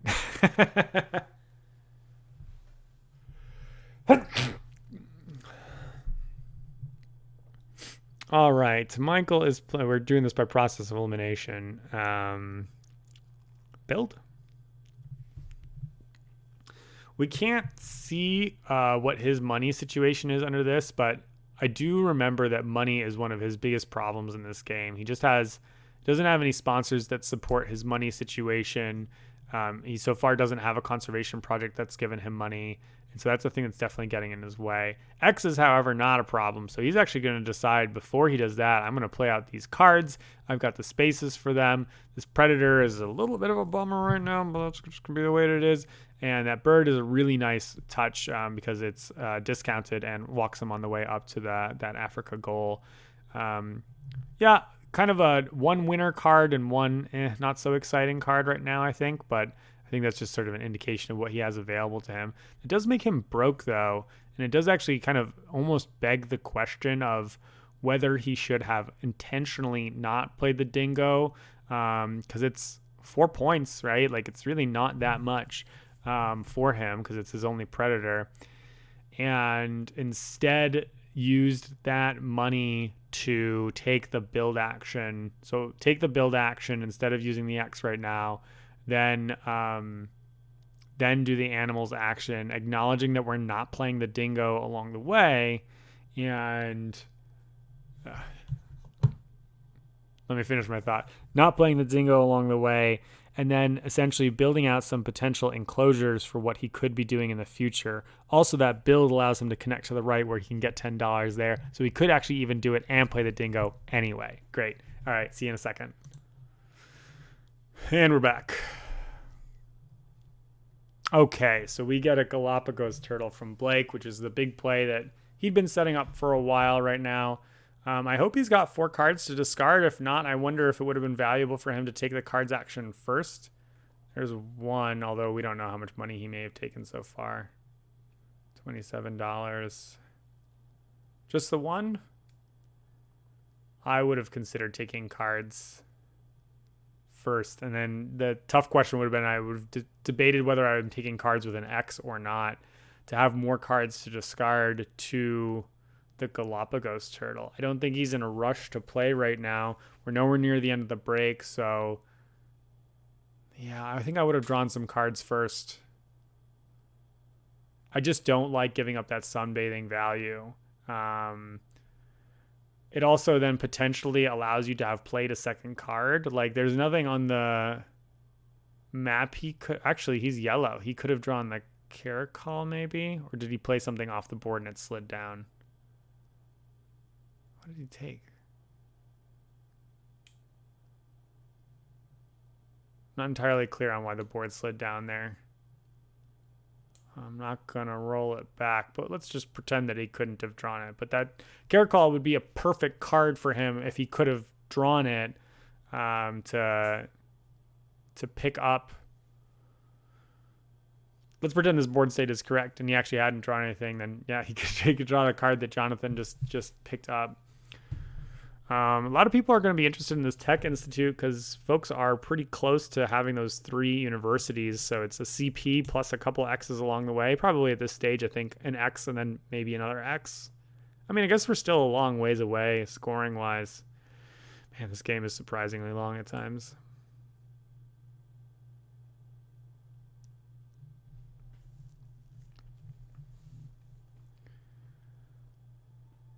That was a build, it looks like. Yeah, just building some stuff in the middle, picking up that card. I see. He built the 2 enclosures so that he can build his little jumping guy. I think he's got to be just really stymied on what the animals are that he can play in his hand. Let me see. Tech Institute followed by federal grants. Beloved by the professional players. Is the ideal starting cards.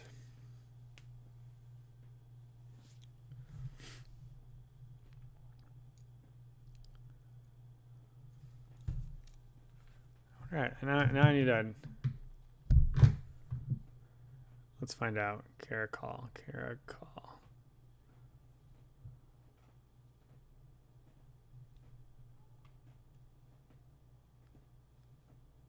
Tell me how to pronounce it. Oh no, that's the sound it makes. Caracal. All right. Caracal. Carrot calories is what we'll call them. All right. Yuka's up. Jamming association action. He's going to throw $2 for a dono here. I think he's probably doing the America conservation. The only reason he wouldn't be is if he has other North American cards in hand, which would be fine and reasonable, but he's also got upcoming his Rhino, right? His conservation project Rhino. So that can go into that 4 slot there. So he's got all sorts of conservation projects he can do. Might as well do things along the way. Oh, I'm realizing that Blake probably took the primate breeding program somehow.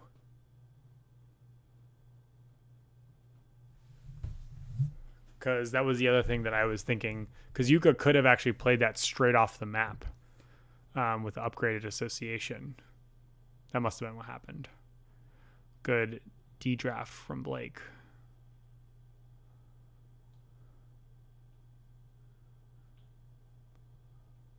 The other thing is that if Yuka does the North America's one right now, he could then use the 3 slot on the release to throw his Howler Monkey away. Jonathan, I think, still can do that release.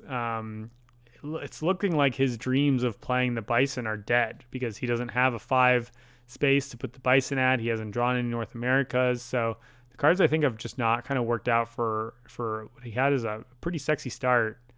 It just hasn't quite worked out the way that he maybe would have wanted. Looks like Yuka just took extra cash. Give me that $5 per income. Hook me up. And Michael is grabbing some money. That looks like a sponsorship break. Pretty awkward. I think Slinks have really slowed down for him right now. I do think that build and picking up the $10 was probably really important beforehand. Looks like we're going to get a snap from Blake. Oh, no, that's in reputation range because he's all the way up there. Oh, I see. He advanced up there with reputation, then got that allowed him to draw a card from the track. All right, we're catching up now. He picked up the primate breeding program. Totally makes sense. I guess if he's prioritizing taking that, I can see why he didn't take cards the previous turn now. If he's prioritizing getting that primate breeding program before you can get away with it. Although, that being said, he could have just used cards to draw it off the board because it would have been below where he was at. So, no, I go back to I would have drawn cards first. So he grabs Tech Institute, great pickup there, and then looks like he's just basically drawing some cards off the deck. That's a nice sponsors that he can kind of just jam out on his next turn, get an additional X, giving him some flexibility, and really incentivizing him to take another university action there. To the point, actually, where he might want to consider using an X to jam his association from a 3 to a 4 slot before that card goes away. Michael also probably has his eyes on that particular university. Jonathan here, I think, he took his association action. I just didn't see what he did. Yuka's going to use his bird army to play another bird, some perception bird. I'll give you some options later. Icons are not really great for anything except for Elizabeth here, but at least it'll give him some cards to look at. And he does a nice job of sequencing by playing this card before he does his perception so that he can then play the rhino afterwards, figure it out. Let's take a look at Jonathan. Oh, Jonathan grabbed a university. He grabbed the one that gave him the 2 reputation. That probably gave him another head as well.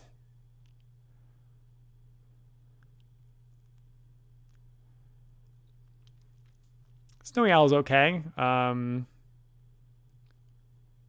extra reputation gets Yuka another head now. Yeah, right. So he was at 7, or he was at 6, and then he took the animal's action 7.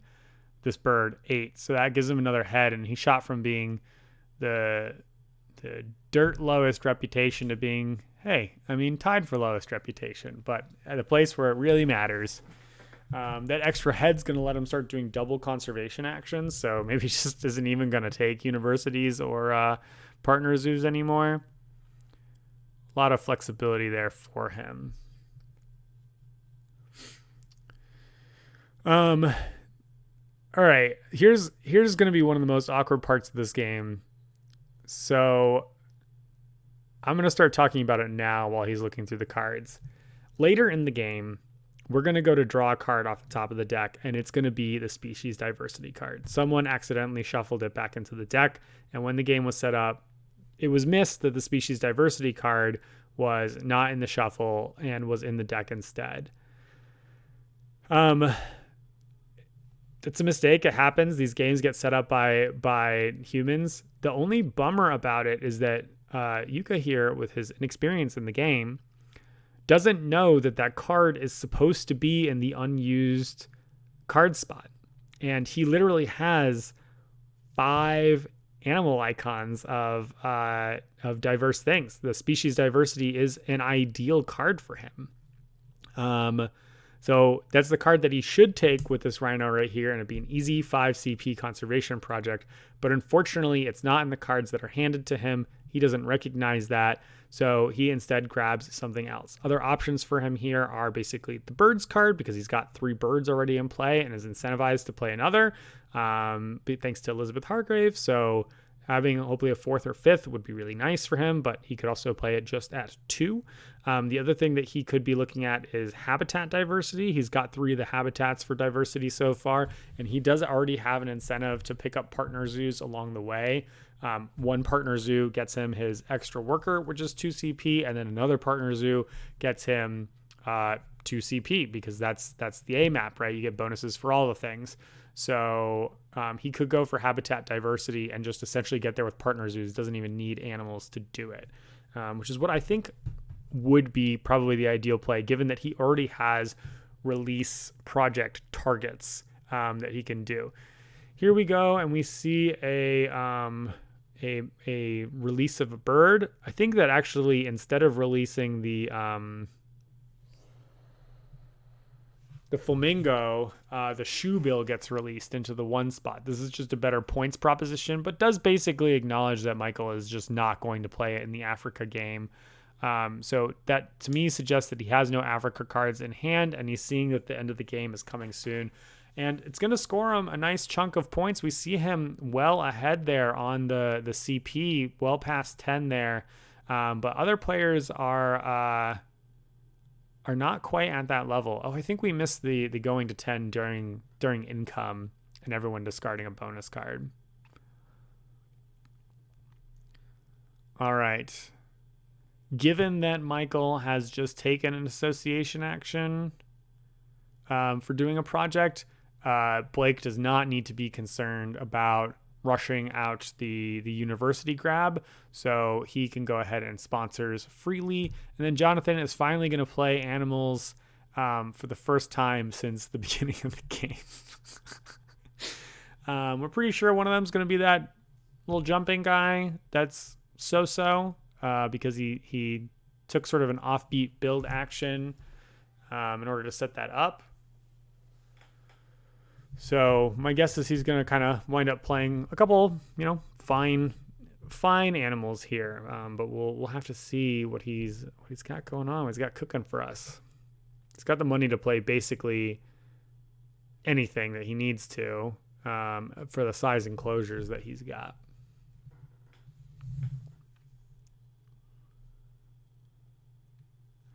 We're about halfway to the break right now. 2, 3, 4, 5, 6, 7. Yeah, we're actually exactly halfway to the break right now as we're kind of making our way down the timer track there, which does mean that essentially once someone takes a cards action, anybody who's feeling saucy with the sponsors can just jam it down. Everybody's got heads at this point in time, so I don't think anybody is particularly incentivized to jam the break. Michael is probably the most incentivized because he's really struggling with the cash. Jukka just spent all of his cash, so I could see that for him. Blake actually has kind of a stack of coins on hand. He's been clearly stymied by his animal draws, just like Jonathan, and that he's only playing 1 at a time, unlike the other players who've mostly been playing 2 at a time. And it's pretty clear that efficiency game is what's putting Jukka so far ahead right now in terms of points. Like, he's second place in conservation points, but very first place in appeal. And I'm not good at eyeballing, but 10, 20, 30, 40, 50. I think Jukka's like 50 or 60 points away. 10, 20. And Michael's actually pretty close behind Jukka. Because he's fairly far behind in appeal, but decently far ahead in conservation. Looks like a macaque gets played out. That gives Jonathan a couple more cards off the top here. A card that would be much more powerful and much more exciting in the violence version of this game.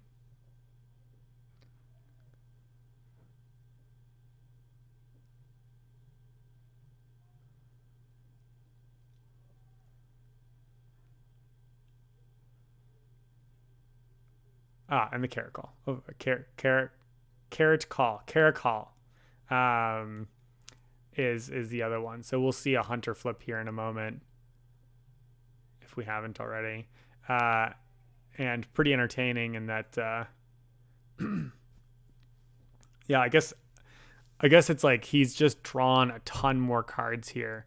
We flip a pair of herbivores here. One of them is an African herbivore. That's nice.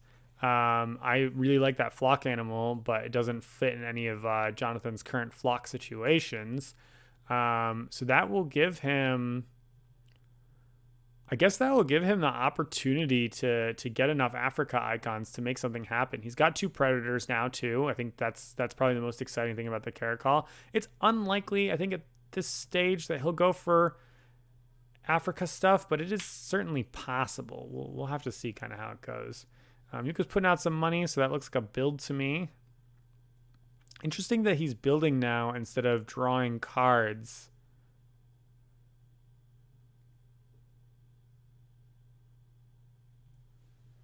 I think he doesn't have a ton of cards left in hand, but he can also only have 3 cards when the break is triggered. So maybe he's wary of drawing cards, but he could just crack the federal grants off the board and then immediately sponsors it in play, or draw some rent if he's got, a pretty full hand, like, or just even a decent sized hand.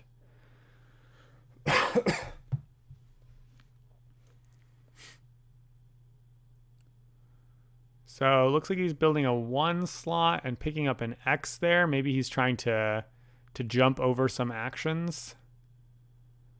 And then just choose. So he's just playing some more things. Yeah, I'm not entirely sure why the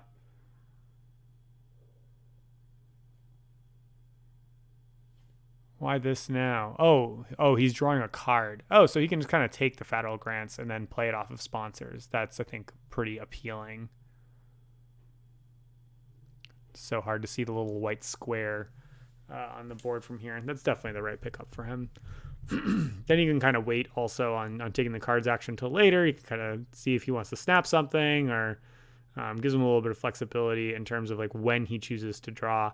Although he does have to be wary about when the end of the round is going to happen.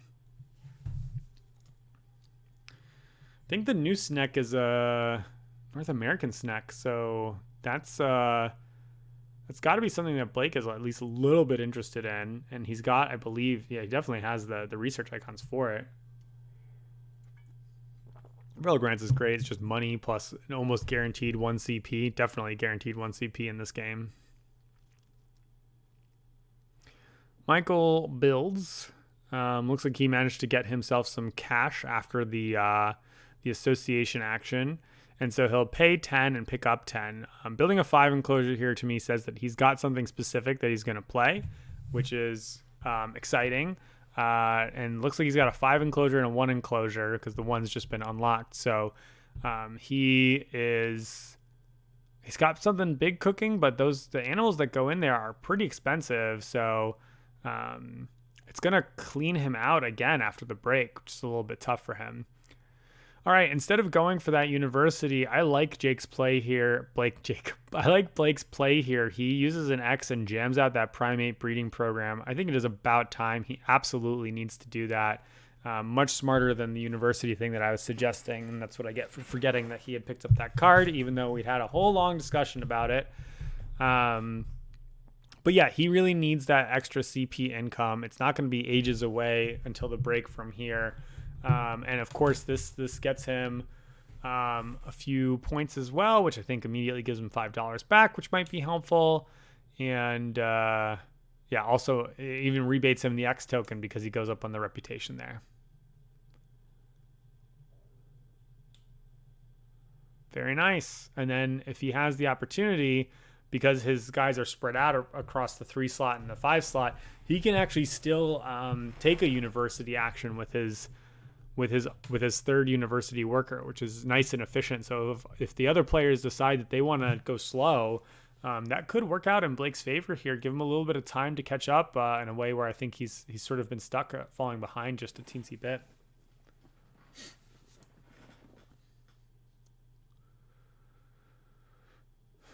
Just since they just showed it, going back to Michael's low mountain range, I actually think another thing that's pretty nice about him choosing to release a shoe bill is that there is no other player on the table who can take advantage of that bonus right now. And did Jonathan just X out the sponsors? Yuck. I think that's a reflection of some kind of crummy draws, and he doesn't want the break to happen for one reason or another. So instead of breaking for $5, which probably would be helpful for him, he takes an X. Yeah, that's tough breaks. We get a federal grants here from Jukka, nice and quick play. Michael, he wants the end of this round to come as soon as possible, I think. That turtle fits very nicely in that 1 slot right there. He says, all right, I'll scoop up all these petting zoo animals because I can now make a plan with this. Maybe that made his entire hand. Maybe he had nothing left in his hand after that. I do think, by the way, that he should have drawn the top card of the deck first. It's technically the better way, because you would just have additional information. If he knows it's going to be the fourth card he draws, you should draw it first just in case it makes you change your mind in any way. But I don't think it's going to make too much of a difference here. It looks like he ripped an elephant. Maybe he had that already, but I guess he probably had it already. It would explain why he built the 5 enclosure in the first place. But if he's planning on playing the elephant and the little turtle thing, I think that he should have been drawing off the top of the deck anyway, because it's unlikely he's going to have the time to do the petting zoo situation. And the cards he would have drawn, let's see, that reptile partner program is not that great for him. But I'm trying to remember what zoos he has, because if I don't think he has a reptile, but he did just draw one. But I don't think he has a European zoo. I mean, I guess he could get it. There's the infamous species diversity that I was referring to earlier. They are going to notice eventually that it's not supposed to be there, but it's kind of another awkward moment where it's sort of overlooked by everybody because you just don't expect to see it. But a little bit awkward that we sort of like flipped it off of its brown back onto the board there.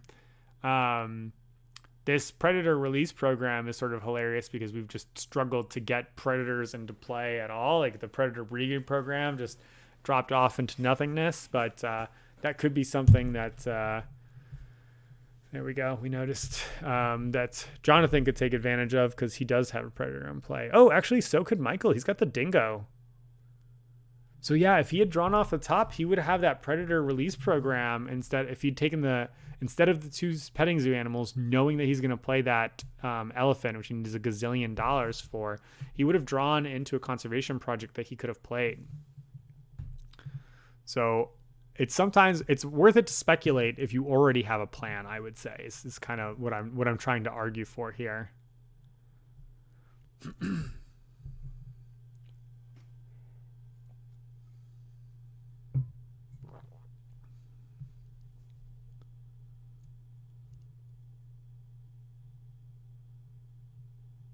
I don't know if this means that we're headed back to, oh yeah, we'll take a quick break.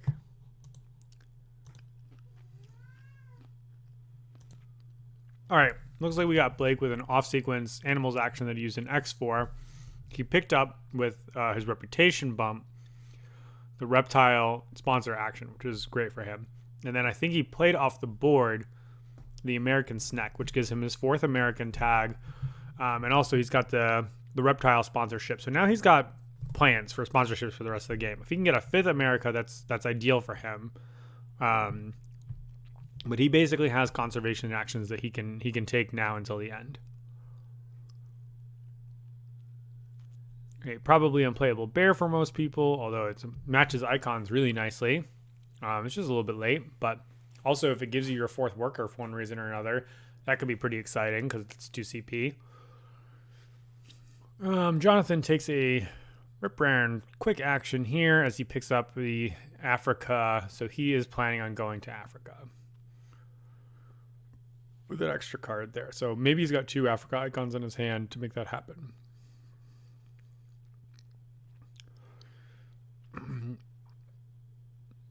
Yeah, why not? Yuka's got 2 workers. He just jams an X. He's just here to score points. And here we see that he takes that winds up being the birds card. Yep, there it is. So he misses out on a couple points because of that snafu there, but he does manage to get 2 CP off this. I wonder if it would have made more sense to wait on this, try to get a 4th bird, and then just go for the release of the he has a North America something of the monkey, the howler. Alternatively, he could have, instead of playing the birds card from hand, just used the howler because he has the American to do the primate breeding program. So I think it's a little bit of a mistake to play the birds card here rather than doing either primate breeding program or Yosemite National Park. Either would have been just fine. I guess primate breeding program is probably better. He hasn't flipped cards, so he wouldn't get the reputation one. He would just go for the 2 CP one at the end. But either way, doing this is nice and gives him $12. So if no one does trigger the break, he's got actions that he can take. Looks like we get Michael here grabbing himself a partner zoo. Didn't quite catch which one he grabbed, of course. Could be Europe. Although the reptile breeding program doesn't work out so nicely for him, so it's not. Yeah, it's probably just something that matches something in his hand, so it could be Europe. This Blake here have $9, so he'll spend $8 worth of building. I think at this point it's basically just pavilions and enclosures that let you play cards in your hand.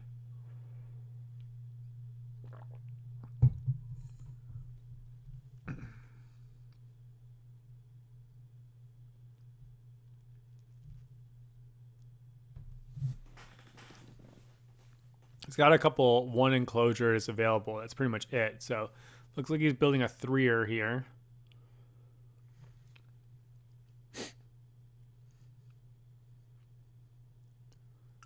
And a pavilion, like we said.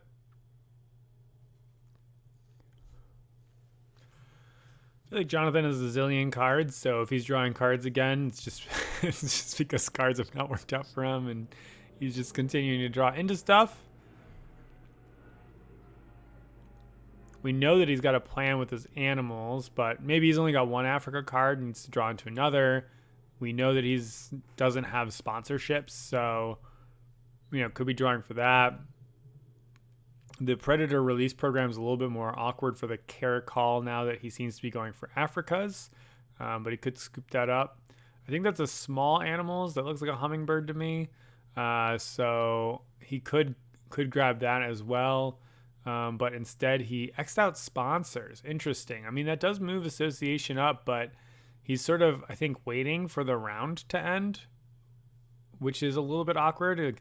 I guess taking cards is not good, and he probably needs to build something big and doesn't have enough money for the build action. But yeah, that's really not an ideal place for him to be at.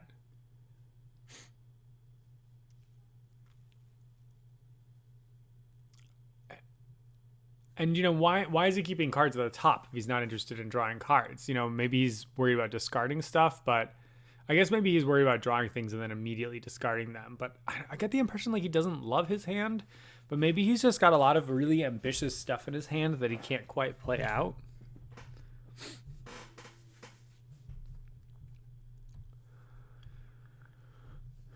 All right, Yuka's just going to play North American Monkey here. Doesn't really care that much about the reputation because his cards isn't flipped, and probably will never be flipped at this stage. So needing to play animals at the 5th slot, or wanting to play animals at the 5th slot, is largely irrelevant for him. Oh, and he gets to play 2 right now? Dang, that $12 did a lot of work. I didn't quite see what the other one was, but it's clearly going to fit in his 2 slot here. It's going to empty out his hand, meaning that if we don't hit a break next time, he can draw cards and just see what happens with that. Yeah, he just keeps pushing. He's in great shape, just constantly.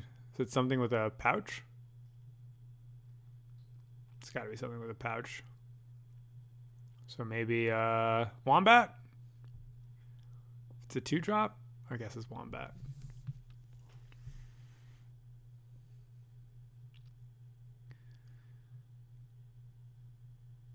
Blake, I think, is gonna get the ideal situation of picking up the uni right now. It's still out there.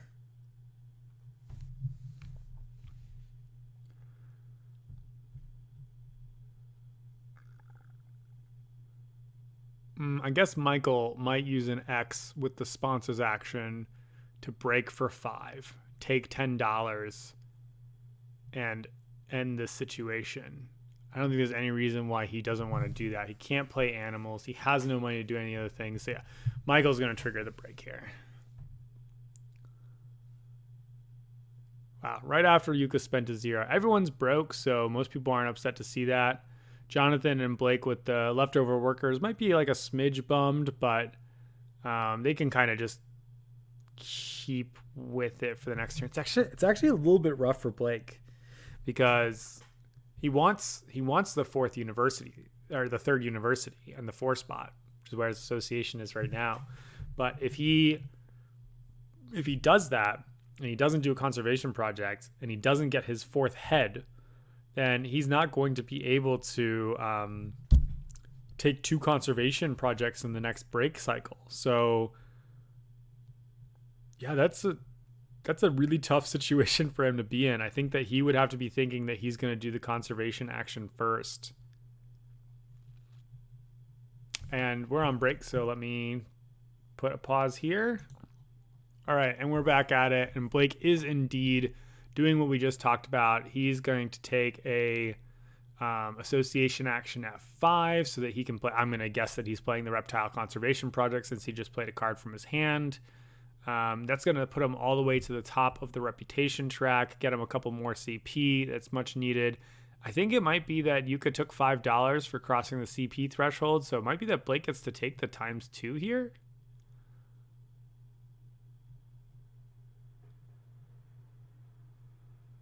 Yeah, and he put the ×2 on sponsors. Interesting. Does he have 2 sponsors that he wants to play? I guess it doesn't really do much on animals. Doesn't do much on cards at this stage. Definitely doesn't want it on build. Usually you see people putting on an association, but in order for him to use that association effectively to take another conservation action in a university, he needs to get another head, which I think is just essentially not possible in his position. He's just too far away from getting the other head from the partner zoo track.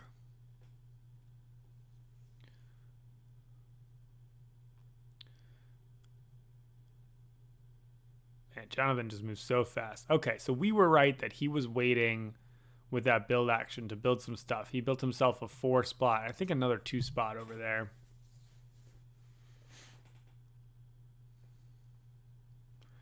Jukka says, great, time for me to go fishing. Let's see what I get. He wasn't too excited by his stuff in play, which makes sense. He, I think, is just looking for animals to play because he basically didn't have any cards left in his hand. His card draws have certainly worked out pretty respectably in terms of, it's not like he's drawn anything insane, but they just have essentially matched up with his game plan, just like play stuff out and just keep playing out animals, play lots of cheap animals.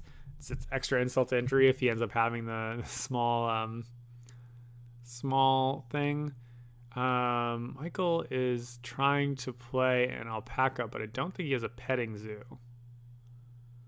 So he might have to roll this back and then do build first.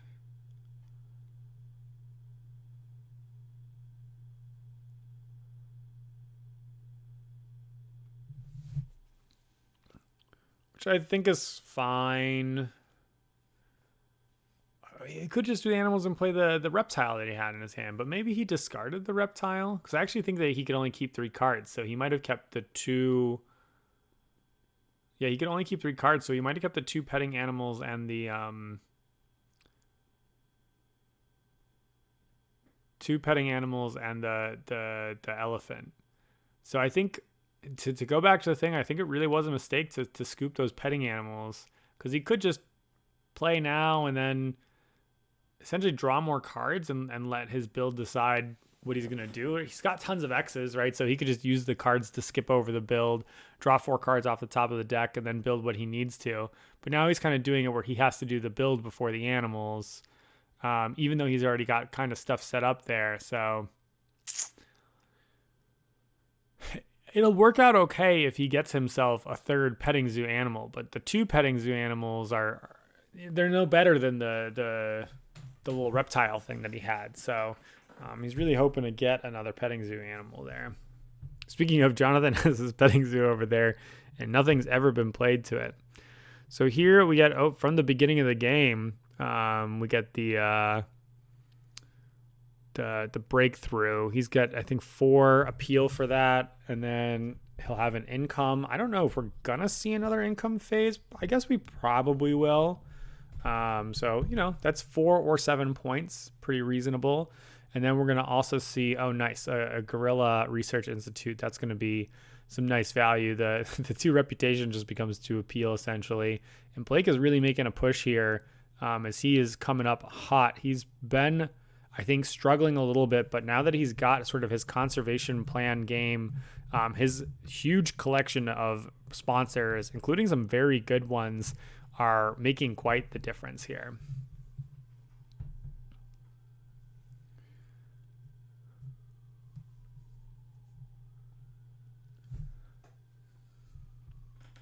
Jonathan taking an uncharacteristic moment to take a breather here.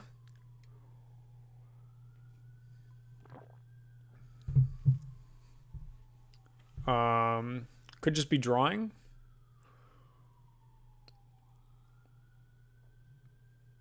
He might be grabbing that. What's going on here? Maybe we just forgot to fix at the end of Blake's turn. Yeah. And he's just saying it's okay. Let's go. Yeah, Jonathan, I think is but the Agama's not in his draw range. So I think he takes a draw. I could see him essentially picking up either the water playground or the guided school tours just for something to do with his sponsors. Yep. And then drawing some cards from the top. Again, you should probably draw your cards from the top before you draw your cards from play, just like he's fixing right now. Unless your plan is going to be that you draw multiple from play. He's not interested in that small animals conservation project because he's just got a bunch of 3ers.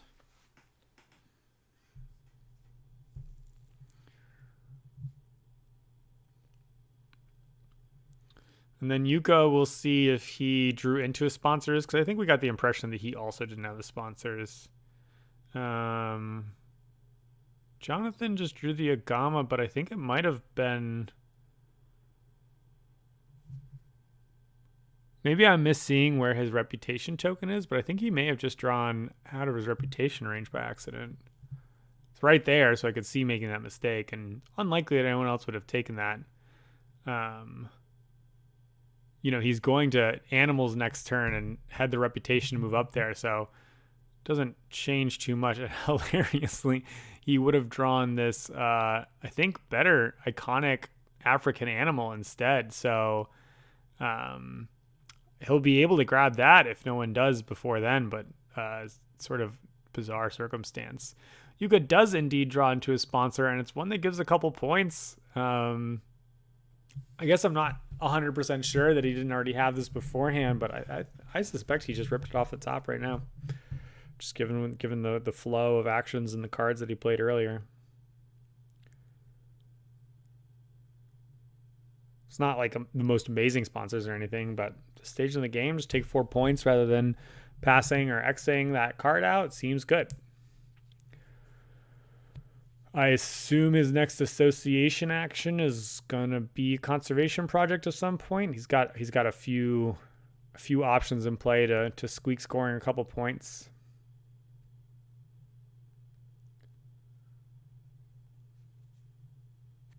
If not, he can also just, every partner zoo he takes is 2 CP from now on. So essentially conservation actions or those are all going to work.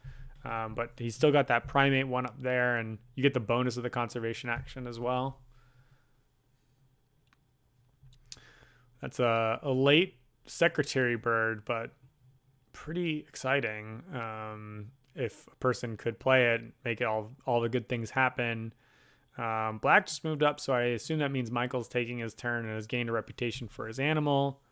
I think he hasn't drawn a card yet, but he will in a moment, I take it.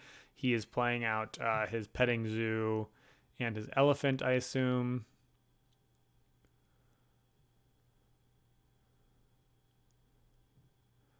And then Africa situation is just the one, which makes taking the pygmy a little bit awkward, but I would be tempted to take the pygmy because it's a 1 enclosure thing, which he's already got available. And then he could maybe get either that secretary bird or the rock monitor as a different Africa icon. And I think amongst the table, that pygmy is going to score the value that it made. What did he take instead? Oh, I missed it.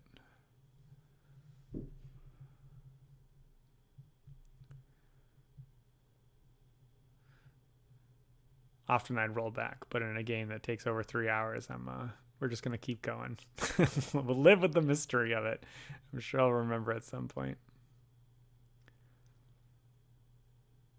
He could have grabbed the small animals conservation project. That would be pretty reasonable. Then he can just X into doing that conservation project. I think I like that. I like that reputation sponsor lady, but definitely not at this stage of the game. She's just fun. I like things that give you bonuses when you play cards. I really just like the experts in, because I don't like when you get bonuses when other people play cards. They're real tedious to remember. But when you play your own cards, it's a lot easier to remember. I also like to do a lot of thinking on other players' turns. An X for partner zoo here. Fascinating. This gives him a card flip, but I don't think it's a card flip he needs. I think he's got conservation project and university needs. I don't like this, but I guess we'll have to see what animals he winds up playing. Like, he's not going to have enough time in this game to make an Africa thing happen, I think. Unless he's like looking at all these Africa things that are, I mean, there are a lot of Africa things in play right now. And so he might be saying, I'm going to play things straight off the board. That's got to be what he's saying, is that he's going to play stuff straight off the board. Maybe like discard a bunch of cards to that rock monitor and then play the pygmy marmoset thing. I think it's going to, in the long run, it means that he's not going to do another conservation project this round. Maybe that's okay, because then he can just grab the university and sort of hope that the game goes on for a little longer. But like, we're rounding the corner here. It's getting close.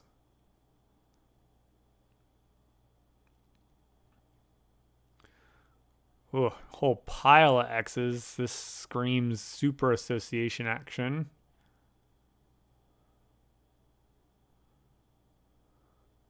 Yes, we like these other players' boards, but so we're doing Association 8, which is a conservation project and a partner zoo. Okay, so he grabs a partner zoo for his 4th head.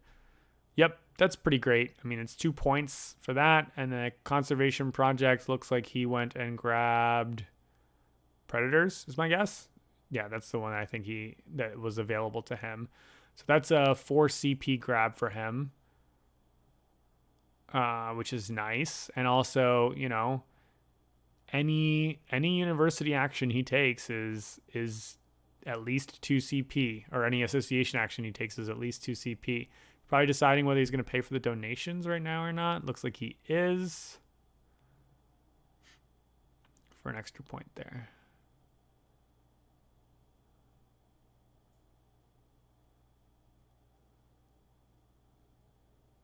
And looks like he grabbed 3 X's so that he can do some shenanigans with the association again.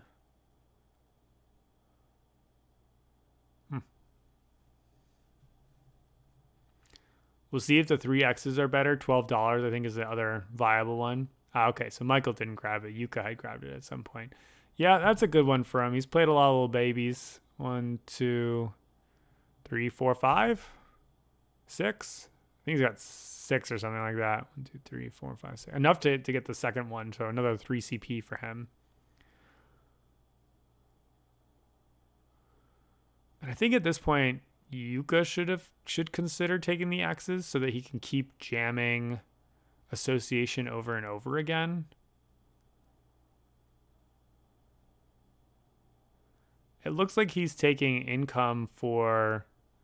Looks like he's debating income for a 2 enclosure, which is okay if he's kind of counted his money and says he needs, the tempo of getting a free 2 enclosure right now. But The game there's not enough left in it that this is the stage where he should be taking one-off bonuses, $12, 3X's, most likely.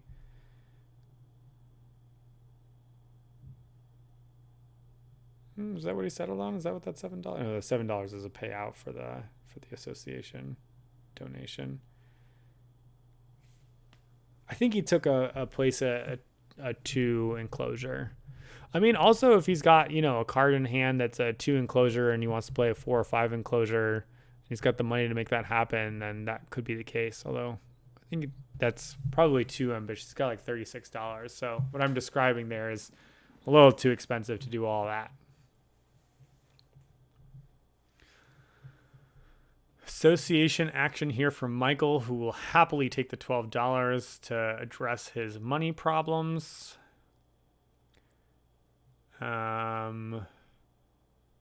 Which one is he taking? He's doing a predator release. So long, Dingo. Yeah, that's great. I mean, it's like the Dingo's only worth 3 appeal, so that's basically a 6 points or 6 appeal or 2 CP, however you want to look at it, plus a reputation, which gives him another CP for getting to that 14 spot there. So that card worked out nicely and is clearly what he grabbed instead of the marmoset thing that I was talking about. And I think that makes a lot of sense.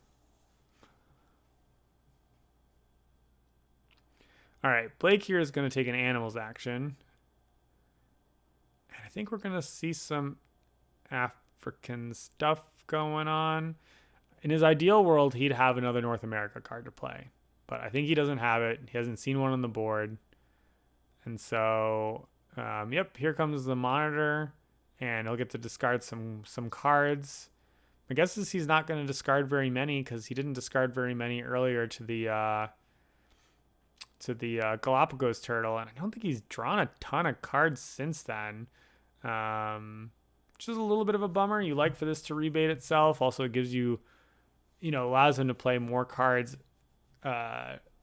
if the break doesn't occur soon enough, which it's looking like it might not. And then grabbing this guy almost certainly is going to be well worth its value. So I said I didn't like him taking the partner zoo last turn, but this is a pretty sweet sequence. I think there was an opportunity for people to sort of like stymie this. Like, imagine that Jonathan had chosen that he wanted to play that card last turn, and instead of doing an association with the 4 X's, he could have done an animal action first, and he could have bought one or both of those cards off the track. And he has the Africa zoo. He's got an incentive to play 2 Africa cards. It was frail, right? Like if Jonathan did that, I think this would be a really horrid situation for Blake. So it worked out okay for him, but I just think it was kind of risky. And I think that Jonathan maybe was pretty eager to run the association, throw it back to the bottom, which is good, but might have missed the opportunity to grab a card that, really I think he wanted this even more than Blake did.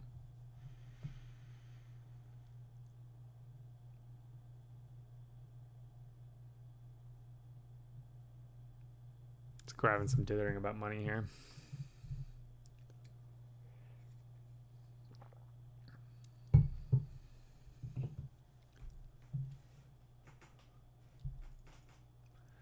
All right, now we'll see what Jonathan plays, and if he cares, we should refill the track. Oh, it looks like we might forget.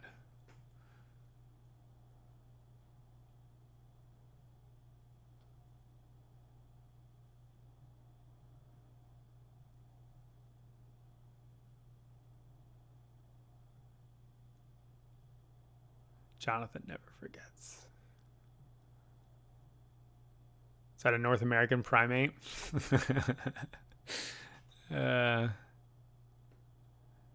That's the card that Blake would love to be playing. I don't think he's got a 4 enclosure to play it in, so it doesn't really matter. But oh, look, it's Hans Lee in the background. 2022 WSBG champion.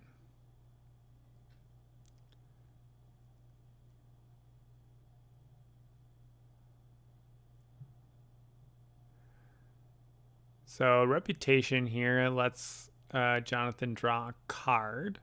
He could pick up that secretary bird. I swear I don't plan these things. All right, and then we have our Agama here, who's not quite as good as the pygmy marmoset thing we were just talking about. I don't know if it's actually a pygmy marmoset, but it looks like a pygmy marmoset. And then secretary bird. Oh, do we not have the money? Oh, are we cash strapped? Oh, no. He's got $14 coming back in or whatever.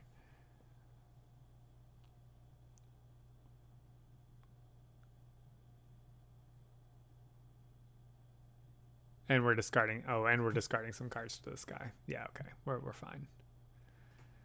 I think that Jonathan has a fair amount of chaff in his hand, but it is always hard to.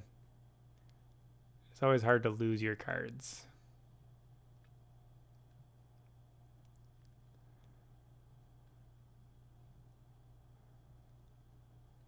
$8 back. So we played a free guy, free little African guy. And I mean, the secretary bird is just 7 points, right? 4 in the 3. I think that's a pretty reasonable play.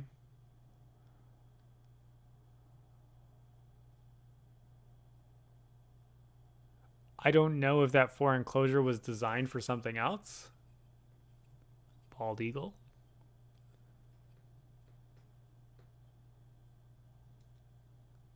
Could explain why the association went first.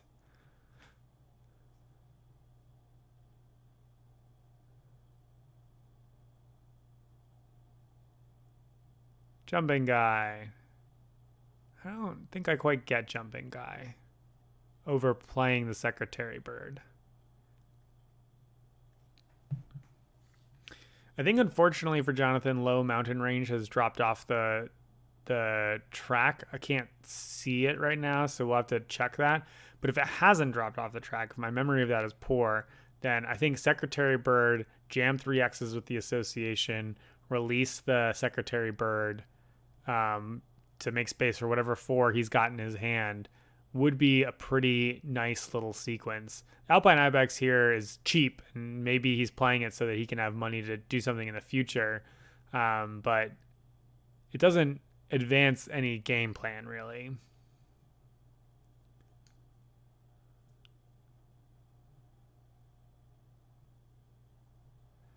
Jukka here playing out some animals. He's got himself a little North American cassowary thing that's going to give him $3 back, and we'll see the punishment for not waiting on the birds card earlier. Instead of doing, he could have done some other things to score some 2 CPs.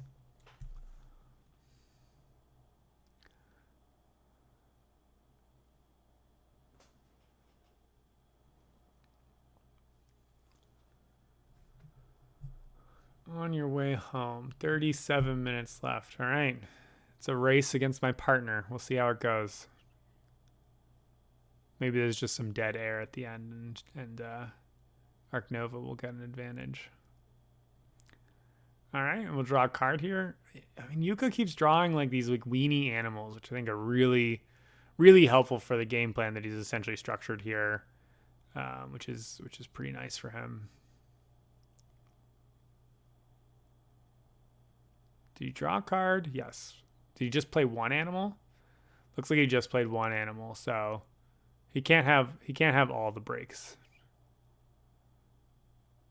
That 1 card that's like half pouched under the wombat, but not really, is is like visually insane.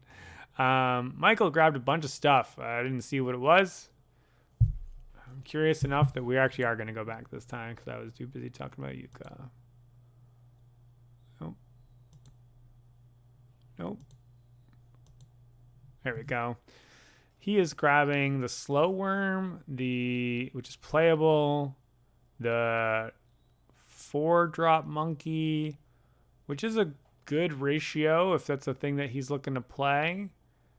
And I think he grabs a copy stable too. The copy stable is like is like actively bad, I think, especially at this stage of the game. Yeah, that's a weird pickup. I think he saw the herbivore and got a little tunnel vision-y on it, but I don't like that pickup at all. And to unfortunately punish his choices, we get an Indian Cobra that flips out here.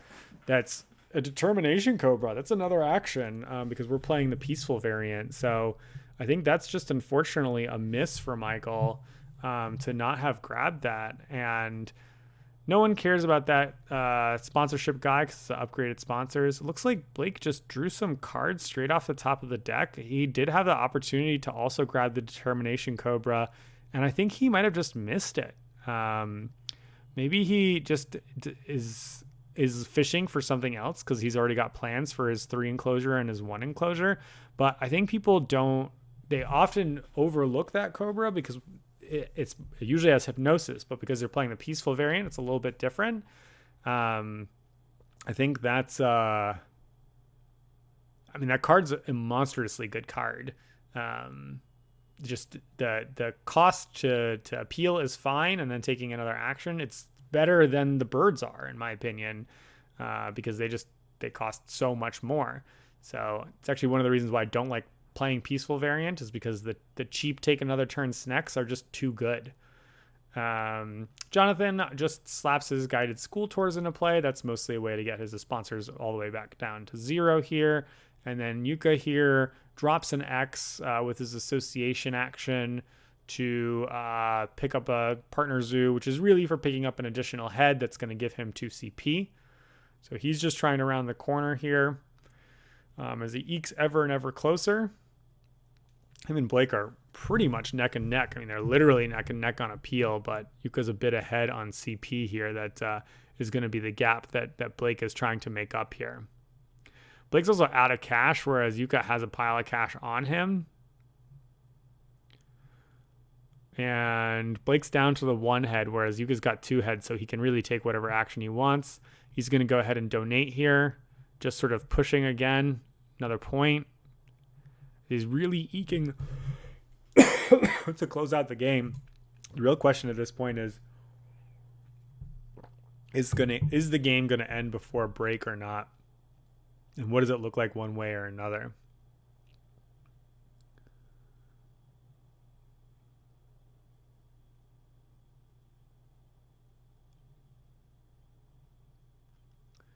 Here we see Michael playing the Okapi stable. I don't think it is worth it. It's filling his board is not important. So he has to use an X to play the sponsors card, and then at least he picks up whatever this other card is and plays it. Maybe this gives him his 4th herbivore. If it gives him his 4th herbivore, I respect the play a lot more. I'd have to see his board, but I can't, unfortunately. But I find that it's too much work and it doesn't do very much. Playing sponsors with money also just sucks. Oh, he doesn't have to use an X because he's got upgraded sponsors there. Oh, and so then he picked up the... Got it. So he picked up the Talented Communicator.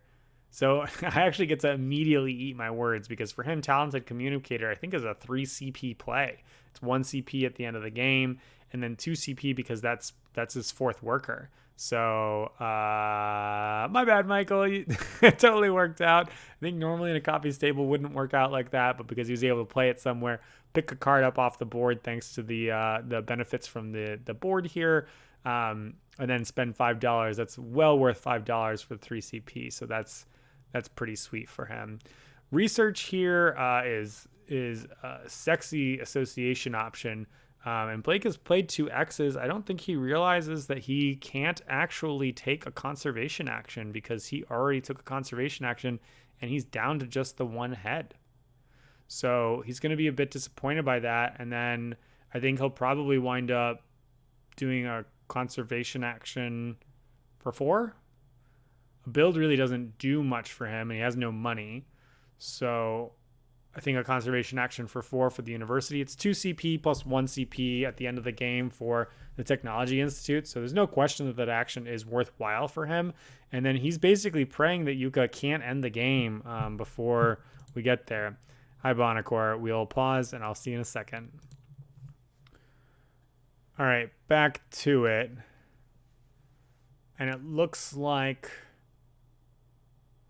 there was a sponsors action. And I didn't see if he moved it for break or if he moved it. Well, if we could see his money, we could tell if he moved it for break. I like if he moved it for break because he wants break to happen again after doing the association.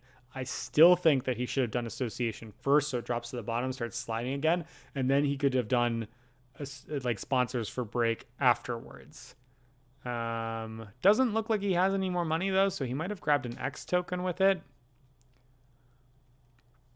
I like my plan more, unsurprisingly. Jonathan goes to draw cards. He takes the Indian Cobra. It's a monster card for him. The problem is that he only has one. He can't play it right now. He only has one research icon. He's kind of been away from it. There is an elephant. That's a really great elephant for this game, but I don't think anybody is going to play this. There just is not the time left. The 2 Africa icons are huge. But no one's got the space. No one's got the time. We're rounding the corner. No one has the money. Yeah, it just isn't going to happen. Bunch of money here for build. Oh, okay. So I think that he is looking to put some, depends on what his hand is, but he might only build like 1 enclosure here, kind of depending on what's happening. There's a spot in the middle there. Up. Nope. Not there.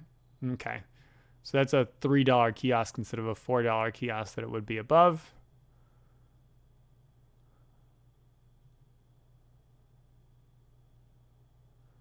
Yeah. I don't know if this is kind of like a diverse spread because he doesn't have the animals or if he does match the animals in his hand. Either way, I think it's a little bit of a mistake how this is built out. He should play the kiosk up a little bit. Then he should play the 2 enclosure up towards the $5 and get the $5 there. He might be leaving space open for like a 5 enclosure kind of in the middle there. I did warn him about playing things, but there's enough time left in this game that any of that's going to happen. Like the next time he takes an action that scores points, it's going to be nearly the end of the game. So I think having taken the $5 rebate might not make a difference because he might just need money for this game to end anyway. But, yeah.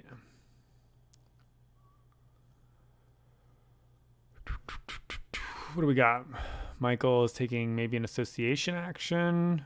Did not see quite which one he took. I think he took one of those. Did he take the university that Blake wanted? I think he took the university that Blake wanted. That's death.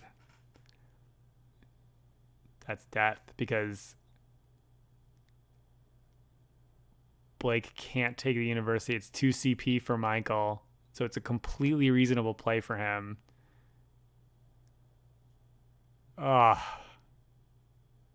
That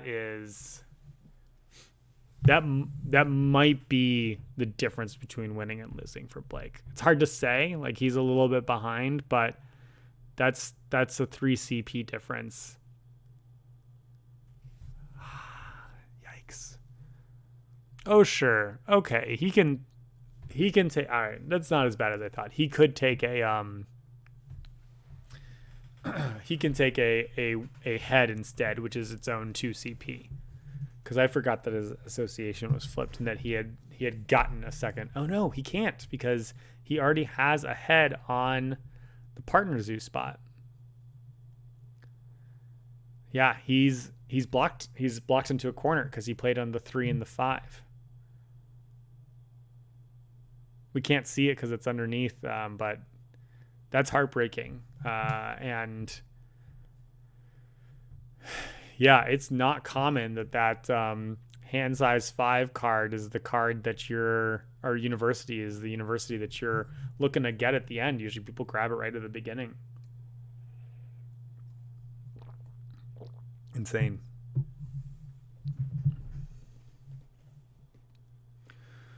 Were there objectives Michael could have?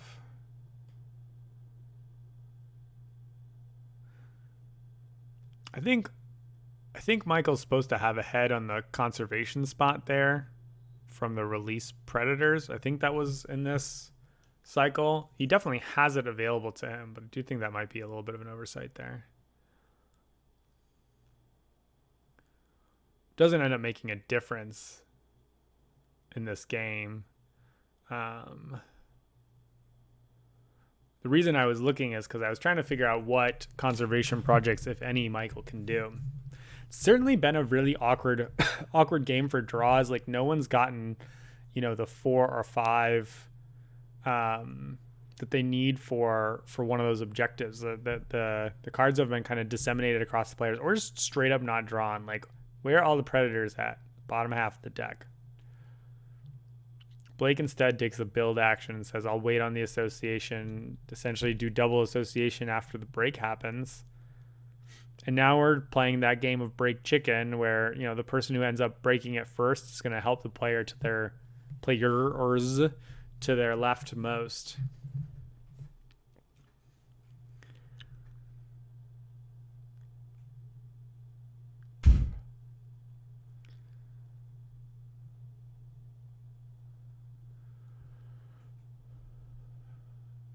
I guess he had more money than I thought he had. Must have just been under my face there, which is my bad for trying to. I don't have it. I'm not wide enough to cover the double people. I guess I could change the cropping situation, but I think it's important that you see my head and shoulders, I don't think that this build matters too much, and I think he's building because he doesn't entirely have anything else to do. The build is worth like a point essentially, but he's not going to finish out his enclosure. Ooh, and there he is taking a break because he knows. Yeah, it's tough. He was a really good sword about it at the end too. Honestly, I'm constantly impressed by how gracious people are at this event.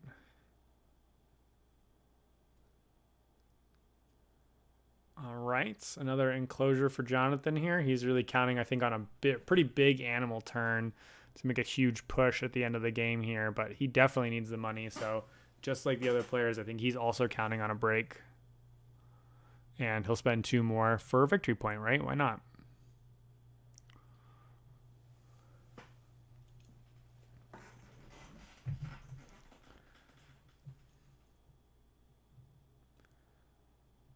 He's got enough money left that he might be able to trigger animals if no one does trigger the break.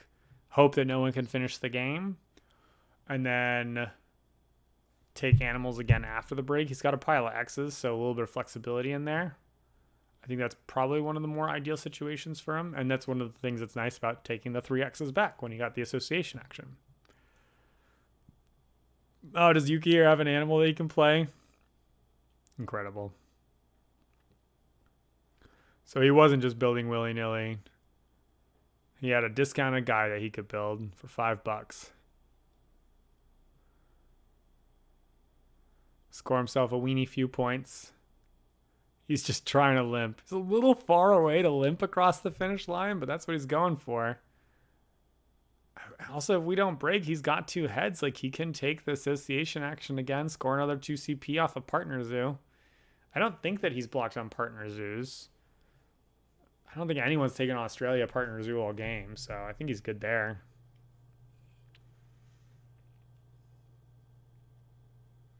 Throwing something down to 1, unless you have a viable sponsors, it sponsors.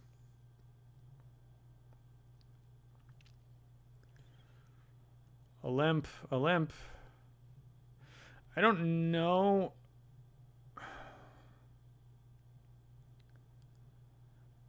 I don't know if that action was entirely worth it. Like, in retrospect, if this was the plan, I wonder if it would have made more sense to play a 5 enclosure. This turn, snap the elephant, because the other players are waiting for a break to happen. So you snap the elephant, the break happens, then you go, great, I jam an elephant and my crappy fennec fox, because I think he had an empty enclosure already. It could be any enclosure, right? Any empty enclosure that it could go in there. So I think that might have been the stronger course of action for Jukka. Looks like Michael maybe did a build or X'd out a build. It was pretty fast action, so I assume he actually built a 5er. So I wonder if he's eyeballing the potential of getting that elephant.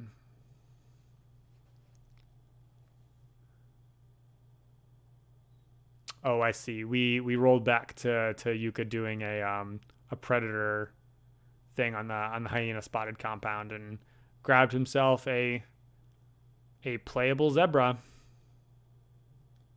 because he's got 3 Africas, got 4 Africas. He could even get to 5 Africas. It just doesn't matter because he's already done the Africa Conservation Project, which is completely reasonable. Blake dropping a lot of X's here. Is that not a sponsors action? Oh, he's triggering the break.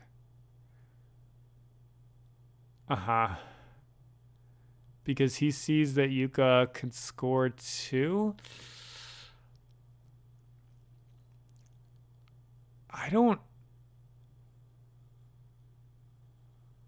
Everyone else is kind of limping too. I don't know that it makes sense for Blake to drop all those X's for that to happen, because now he can't do conservation project and a university with his association action, which is what he kind of wants to do. 1, 2, 3, 4, 5, 6, 7, 8, 9. Yeah, he wants to be able to like get those points, have someone else finish the game, and then do animals. I appreciate the sentiment of why he thinks the break needs to happen right now, but I think it might be a mistake. I'm trying to think. It's a little risky because you never know, but like Jukka is broke. He is going to take the association action to score 2 points. And so then it basically comes down to the question of like, does he have a sponsorship card in hand that allows him to score enough points to cross the finish line? And if the answer is no, then he needs the break to happen for the game to end as well. But I guess the other thing is that Blake just has absolutely nothing to do right now. Like if he had a cheap animal to play, I would say he should play the cheap animal, but I guess he doesn't. So yeah, he maybe just has nothing else and is backed into a corner here. That sucks for him though, because it essentially is going to cost him a turn. Although I guess you can't really ever feel any sympathy for the person who's the first player. All right, let's take a quick pause for the income.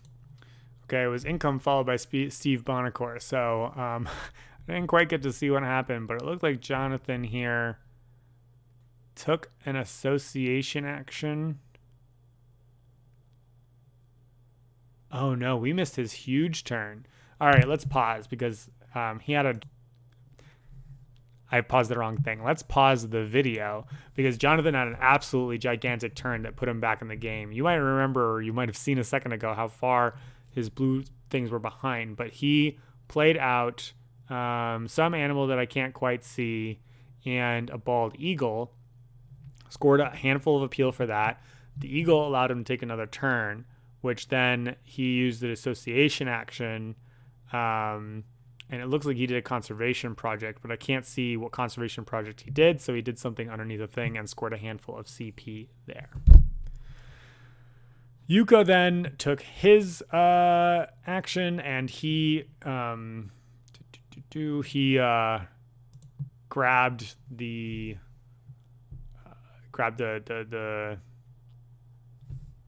Australia partner zoo that we were talking about. And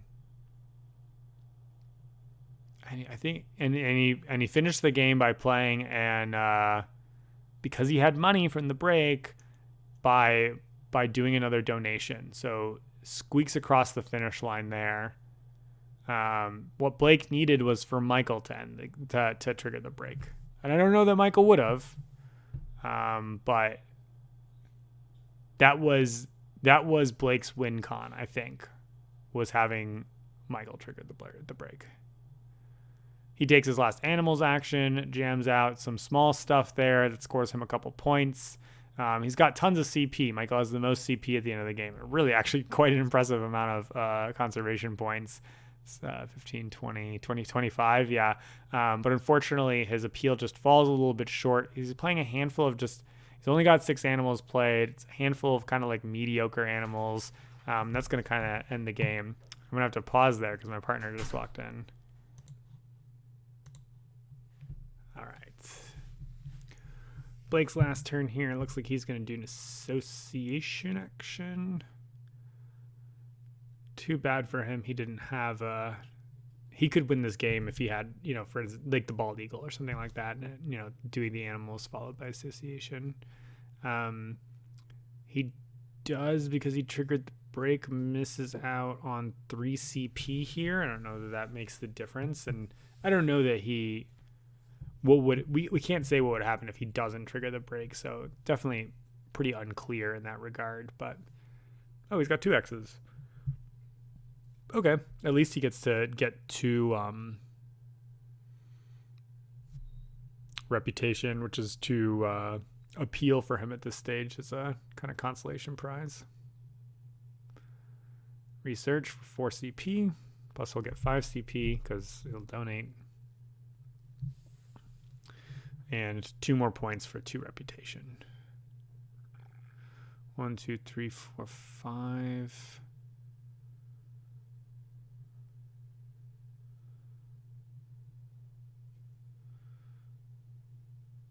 Yeah, smidge off there. Blake just got killed by sequencing this game. He definitely had the kind of like the strongest card synergies, I think, throughout the game.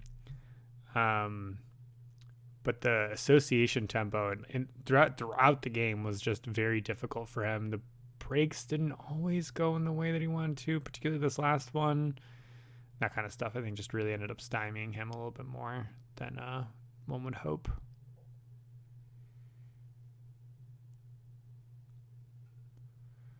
Then Jonathan gets his last turn here. He has a pile of X's, so he could play some animals, but looks like he's really only got space for 1, so probably an association is his best bet, and he's got enough workers to throw and do kind of another conservation action here. It looks like he is choosing to get on the... Nope, not. He's doing a release action, it looks like. Probably an Asia release is my guess, because he picked that up earlier. Yeah, there's an Asia release. Back there, a couple extra points.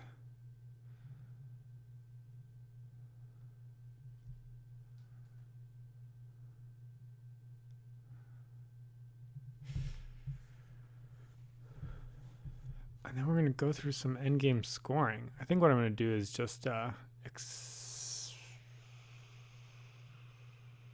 accelerate us through that.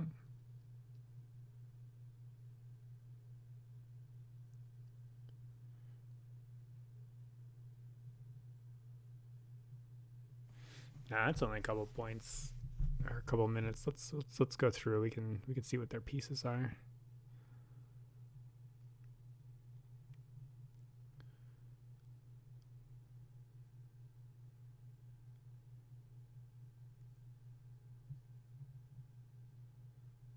I wonder what Michael's saying. He's saying something about the heads and the 2 CP there, but I don't think Blake had the X's to make it happen.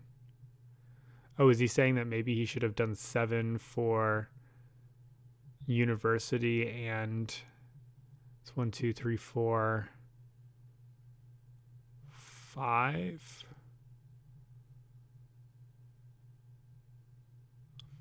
It's a marginal difference. I think it's like a 1-point difference, if anything. Jukka here has favorite zoo. Unfortunately for him, he never flipped cards. So while that's the easiest one, it's actually not going to give him as many points as you would kind of hope. But it's easy 2 points for kind of having missed it a little bit. It's 2 for Michael for something that I missed. And maybe that was actually for both of them, because I think he had 2, right? Architectural zoo goes for the cross here. And then this is a climbing zoo. That explains the jumping guy. No wonder. Okay, of course. I should have realized that he played the jumping guy because he needs the mountain icons. That makes total sense.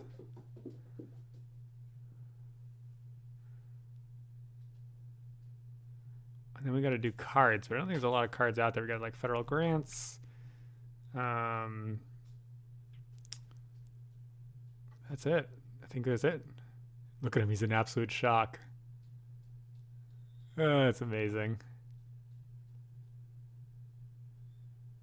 Yeah, I mean, that's incredible, right? Like the the way that he managed to kind of really, he focused on the thing. He just jammed 2 CP conservation points, got a little bit ahead because of that, and then kept drawing into cheap animals that he could play over and over again, and he did exactly that. He played what was in front of him and didn't try to get cute or fancy, and I think that really ended up rewarding him. Really well played, everyone at that table. That was a cool game to watch. It's interesting, right? Because this is not everybody's like favorite game at this table. They all have a different game that they're clearly much better at, and so you kind of get stuck playing a game that you might be good-ish at or not good at, and you got to kind of figure out your way through it. And that's, I think, one thing that's kind of, it's a volatile format, but it's definitely pretty exciting how that works out. So thanks for watching, everyone. Hope you had a good time, and we'll see you on the next video. Bye.